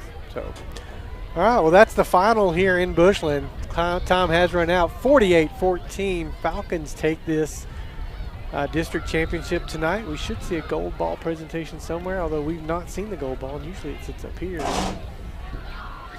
Mr. Wigington may have been holding on to it somewhere. We'll put in final here so everybody knows this game is over. Again, shout out to the band tonight as they're already on the road, headed down to Lubbock, and then on into Midland or Odessa. Midland. Midland tonight, but they compete at Rattler Stadium tomorrow. So, big shout out to Scott Rankin as he wraps up his 10 years here as the voice of the Falcons. And so, really enjoyed being up here with him that entire time that I've been here, which is 9 of those years. So, good interview with him. But well, the Falcons take care of business tonight, Stephen. Leave no doubt who the district champions are. Absolutely. It's, and this was the kind of win you wanted to see. We talked about it coming in. Whose will was going to be imposed on the game? Was Bushland going to be able to go fast and impose their will, or was it going to be Dalhart? And there was about 7 minutes of game time where Dalhart, after we after the Tarango fumble, when we were driving to go up 14-0, they went on a long Dalhart drive, and the Falcons responded the way you wanted to see. As soon as they got the ball back in their hand, it was one play, Tanner Adams, 65 yards, and from then on, you really felt like Bushland controlled every facet of the game the rest of the way. Yep. And how big was that onside kick coming out of second half? Game changer. That changed Absolutely everything. I mean, because, Dalhart's looking, it's like, okay, well, we're down by 2, but we're going to get the ball in the second half. They really wanted to score at the end of the second, which really changes the game if you look at dynamics. But you got to think Falcons knew they were going to do that from the beginning. They said, if we win the toss, we're going to take the ball because we're going to onside kick the second half. Yep. So whether or not that's true or not, it sure seems like that was a decision that was made possibly before this game even started. So, yeah, I tell you what, great season by the Falcons, bounced back after that loss to Canadian, and they've been rolling ever since. And up to number 5 in the state. And like you said earlier, a unique week last week. Franklin went down, Edna went down, some big top 10 teams in 3A. And right now, 3A feels open. Now, you still got to go through Brock. Who's back on a roll again now. To be the man, you got to beat the man. And they're going to be sitting on the other side. But here's the beautiful part about being district champions. You don't see Brock till the regional final. Yeah. And so where last year as a 2 seed, we saw them in the 3rd round. And so it sets up nicely for the Falcons. We'll do a playoff preview, I'm sure. But it sets up nicely for the Falcons as we get ready to head into our bye week, which lets everybody get healthy. I know Parker's moving up for the playoff game, and they already told him, hey, Monday and Friday, after school practice, we're only going to practice till 5, so enough to stay sharp and crisp, but also the ability to kind of get healthy. Yeah, no, you definitely want to get that. In 3A action, that really pertains to us. Denver City 30 over Lamesa. That's only a halftime score, 0. And it's Slayton 14-7. So I think right now, there's the goal ball. Got it because that's tender. But Falcons get that gold ball. Sorry, we didn't get that shot.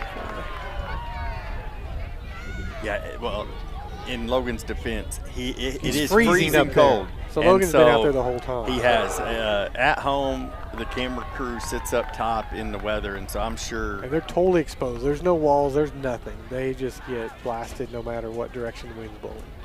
And so, definitely. Shadowar looks like they're going to go in and win this game. I haven't seen a final yet. But that's the one that really pertains. I was going to see if there's anything else. Jim Ned beats Vernon 36-32. That ends up being a close one. And here's why that game matters. That means Jim Ned is, if they win their first round playoff game, they will be our second round opponent. That is correct. Because they, the winner of that game will be the 2 seed in their district, which matches up. They're literally the team on the other side. So depending on what happens between Paradise and Whitesboro, it will now be Jim Ned versus the loser of Paradise Whitesboro playing in the first round, and the winner of that game will be our opponent after we dispatch of it's going to be Slayton Whitesboro because Paradise won 48-9. Okay, so that sets up Jim Ned Whitesboro on the other side of our first round bracket. It'll be Slayton, Lamesa, Kermit, somebody from District 1. I'll tell you this, after watching Dalhart, after watching Shallow Water, after watching Muleshoe, District 2 will more than likely sweep District 1. We did last year, if I remember right. We did. I think we did last year as well. And so I fully expect that to be a sweep. And so we'll catch the winner of Whitesboro, Jim Ned. Kind of whatever other matters as Brock goes on. They're 49-6 right now over Ponder. Interesting, but Peaster right now is on top of Pilot Point. Last score update, fourth quarter, 24-0. Peaster's, you got to remember, Peaster had Paradise beat. Oh, and that's Paradise true. had to go for 2 to win that game. But to see Pilot Point down this year is just weird. It is odd. It's really weird. So that's really Region 1 right there. That's the key one. So, hey, keep an eye out for Steven. He appears on the radio. What, on Thursdays or Fridays? Typically on Fridays with Lance Launard on the Drive for 5. And so I'm hoping I should be on the sideline to sideline preview show going into the playoffs. That's the goal there. So we're going to do a Region 1, so I'll probably be on with a couple of guys out there in that Brock area too. So sure we'll have a good discussion about playoffs going into there. So looking forward to that. So keep an eye out for us. We'll post, hopefully when we're going to be on, or at least post after we're on. So we'll give you links to that. But yeah, so we're going to wrap it up here in Bushland. What a great senior night to wrap up the season. Fantastic. With a big win, 48-14 here. So Stephen, what do you think? Oh, player of the game. Tanner Adams. 3 touchdowns, well over 100 yards receiving. Tanner gets his second one, right? His second, the second 2-time winner of the local Legend Outfitter Player of the Game is Tanner Adams. Dawson Jaco was our first. Yep. And what's funny is I think Tanner had a 4-touchdown game and didn't get it because DJ had an 8-touchdown game. Yeah, and that was so a tough one. Tanner gets his second one now. So I'll tell you, he looked good tonight, didn't he? He did, absolutely. Absolutely. So that 65-yard touchdown was a game changer because Dalhart had just come out, imposed their will, went on a long drive, tied it at 7, and then boom. Tanner's like, oh yeah, y'all can go. It took y'all 8 minutes to score. It'll take me 8 seconds. I'll raise your 8 minutes to 8 seconds. So, all right, well, let's wrap it up. So we'll be off next week, so no game for us. So we'll get a little bit of a breather. And then no coaches show on Monday. We're taking this week off because Coach Reynolds and probably a lot of the people will be heading down to the volleyball game. We don't know what Monday looks like yet for us from an NFHS standpoint. And so as soon as we have that info, we will let you know. So we will broadcast all playoff games on NFHS. So the pass doesn't cost that much. Get you a 1-month pass. It's cheaper than going to the game. If you were here, we prefer you go to the game as always. Yeah, absolutely. But definitely want to look at getting NFHS. We will broadcast games there. Volleyball will be broadcast there, not in the first round for sure. But after that, we'll see how it goes. We work that out with Coach beforehand. But all playoffs for all sports will be NFHS for us. We went in with another agreement for them. It worked out very well for us. It's a great forum for us to broadcast on as well. But it's we do appreciate all the work they own the they rights, so what it really allows is us to call the game. Otherwise, we can get knocked out pretty easily. So it's a way that we're guaranteed we can call the game. So go get you an NFHS pass. And yeah, so I think we'll wrap it up here. Once again, 48-14, and as always, go Falcons!